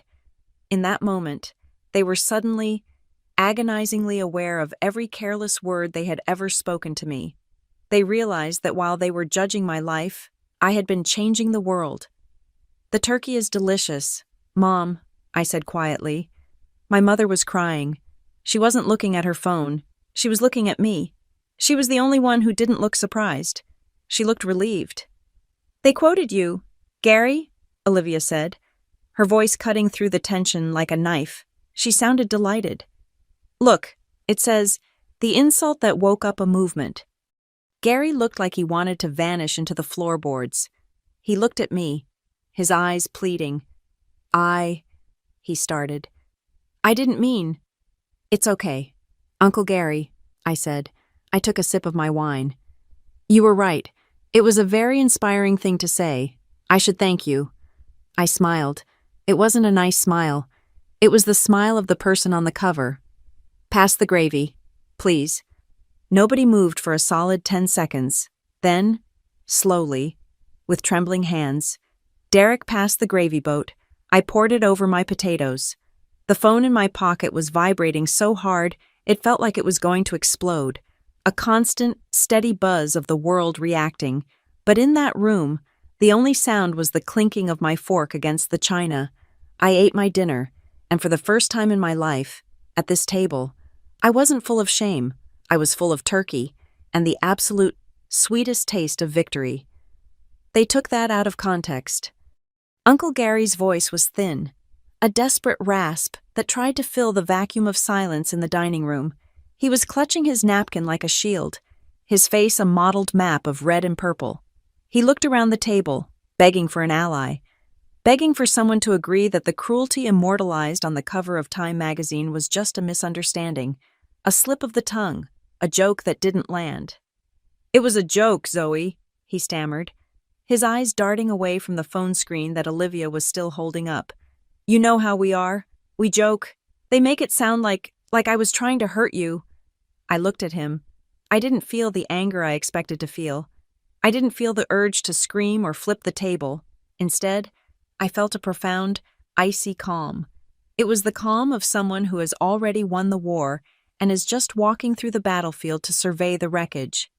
The context, I said, my voice steady and clear, reaching every corner of the room, is a family dinner where everyone laughed while I was drowning. That is exactly what they printed. Gary, they didn't twist your words. They just turned the volume up so the rest of the world could hear them. The air in the room seemed to curdle. Aunt Clara put her hand over her mouth. Derek was staring at his plate, looking like he wanted to dissolve into the mashed potatoes. Then, the panic set in. Not my panic, theirs. It started with the cousins, the same cousins who, 10 minutes ago, were making snide comments about my lack of a real company. Suddenly, the dynamic shifted. They realized they were sitting next to power. They were sitting next to fame. Zoe, honestly, I always said you were going to do big things, my cousin Jessica gushed, reaching for her phone. We should take a selfie for the family group chat. This is huge. Person of the year. She leaned in, smelling of expensive perfume and desperation, trying to frame her face next to mine. I didn't move away, but I didn't smile. I let her take the picture. I knew exactly where it would end up on her Instagram story, with a caption about how proud she was of her favorite cousin. Performative hugs followed. An aunt squeezed my shoulder a little too hard. A distant uncle clapped me on the back. It was a flurry of revisionist history. They were trying to rewrite the last 2 years in real time, trying to convince me and themselves that they had been on my team all along, but not everyone. I looked at my mother. She hadn't moved. She was sitting with her hands folded in her lap, tears streaming down her face. She wasn't looking at the magazine cover on the phone. She was looking at me. Her eyes were wide, filled with a mixture of pride and a terrible, crushing guilt. She stood up, her chair scraping loudly against the floor, and walked over to me. She took my hands in hers. Her hands were warm and rough, the hands that had scrubbed floors and stocked shelves so I could sit at this table. I am so sorry, she whispered. The room went quiet again to listen to her. I always knew you were meant for more, Zoe. I knew it, but I just didn't know how to protect you from us.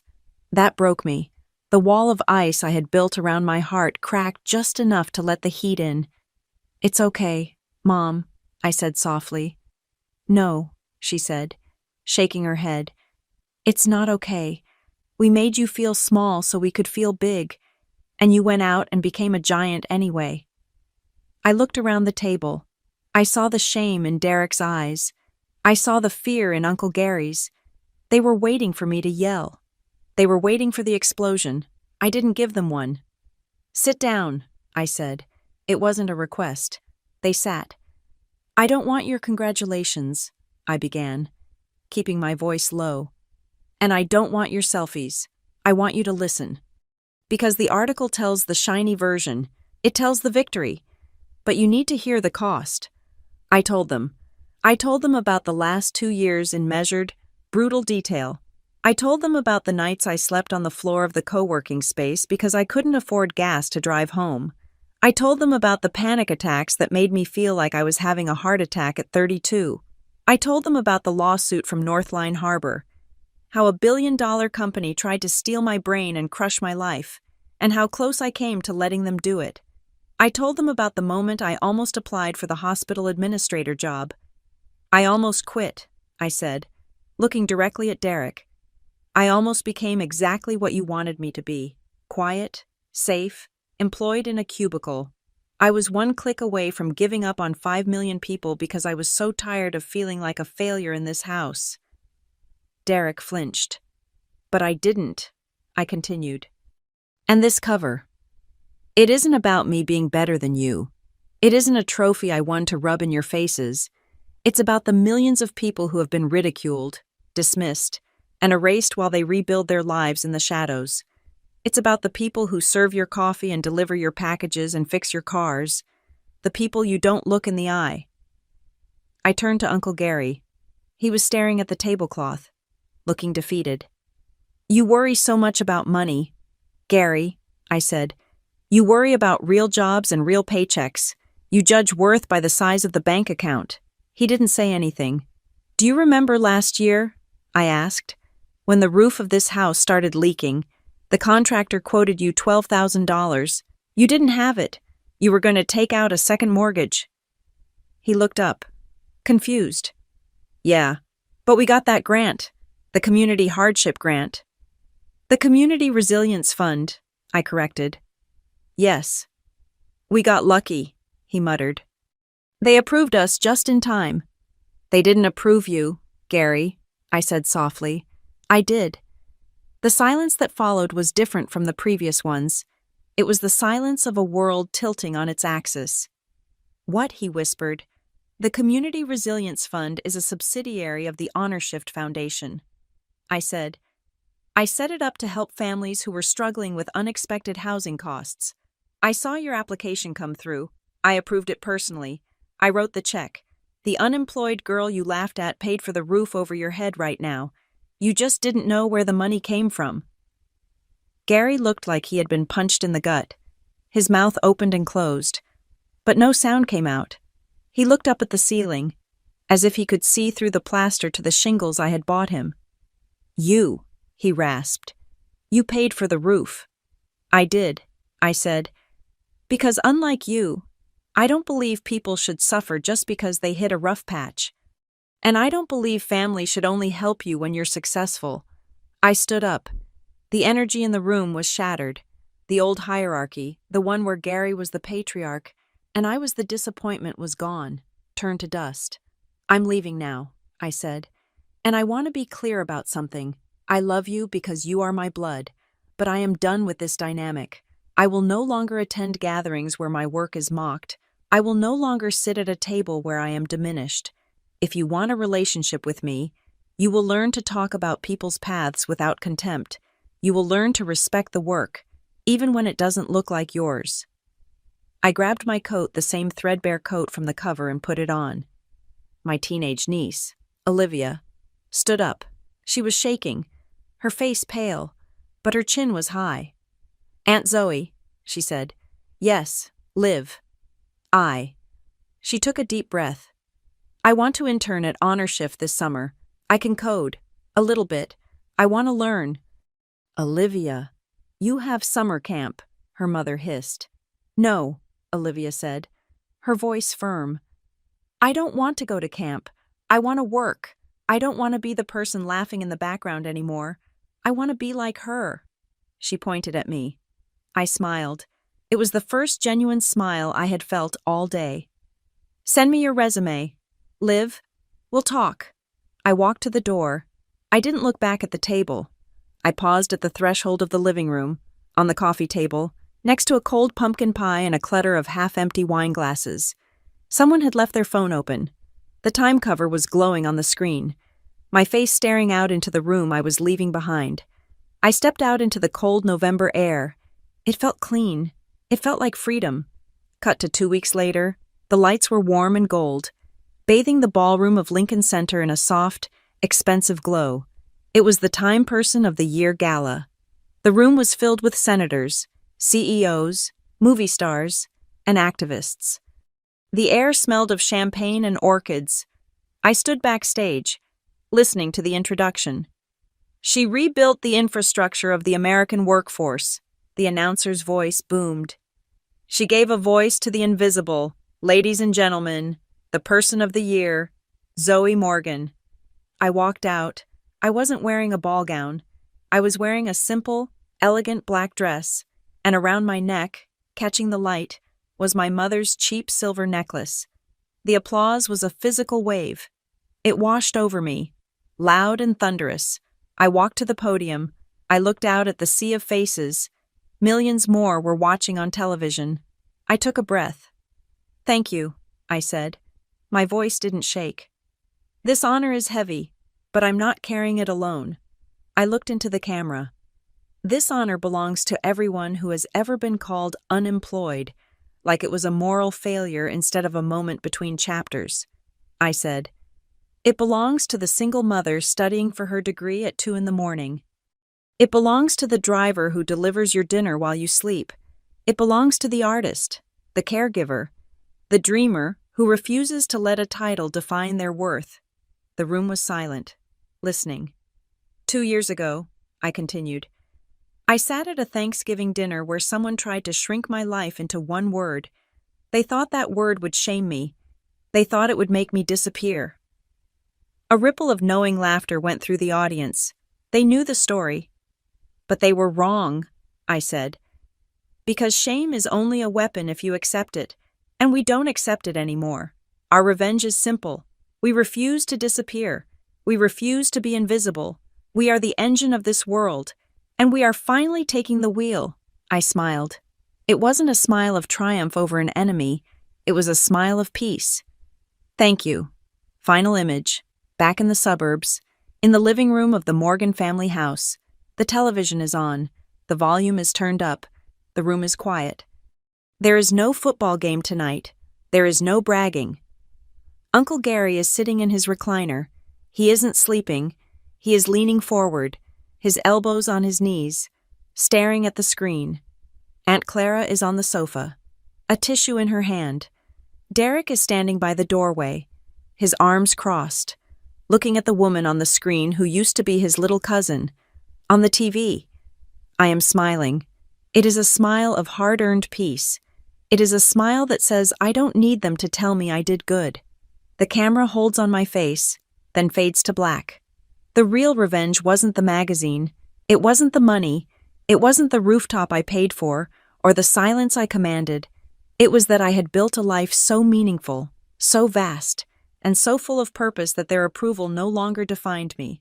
I had set myself free. Thank you so much for listening to this story.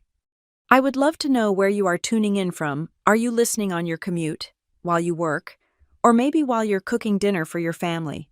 Let me know in the comments below. I really enjoy reading about where our community is listening from.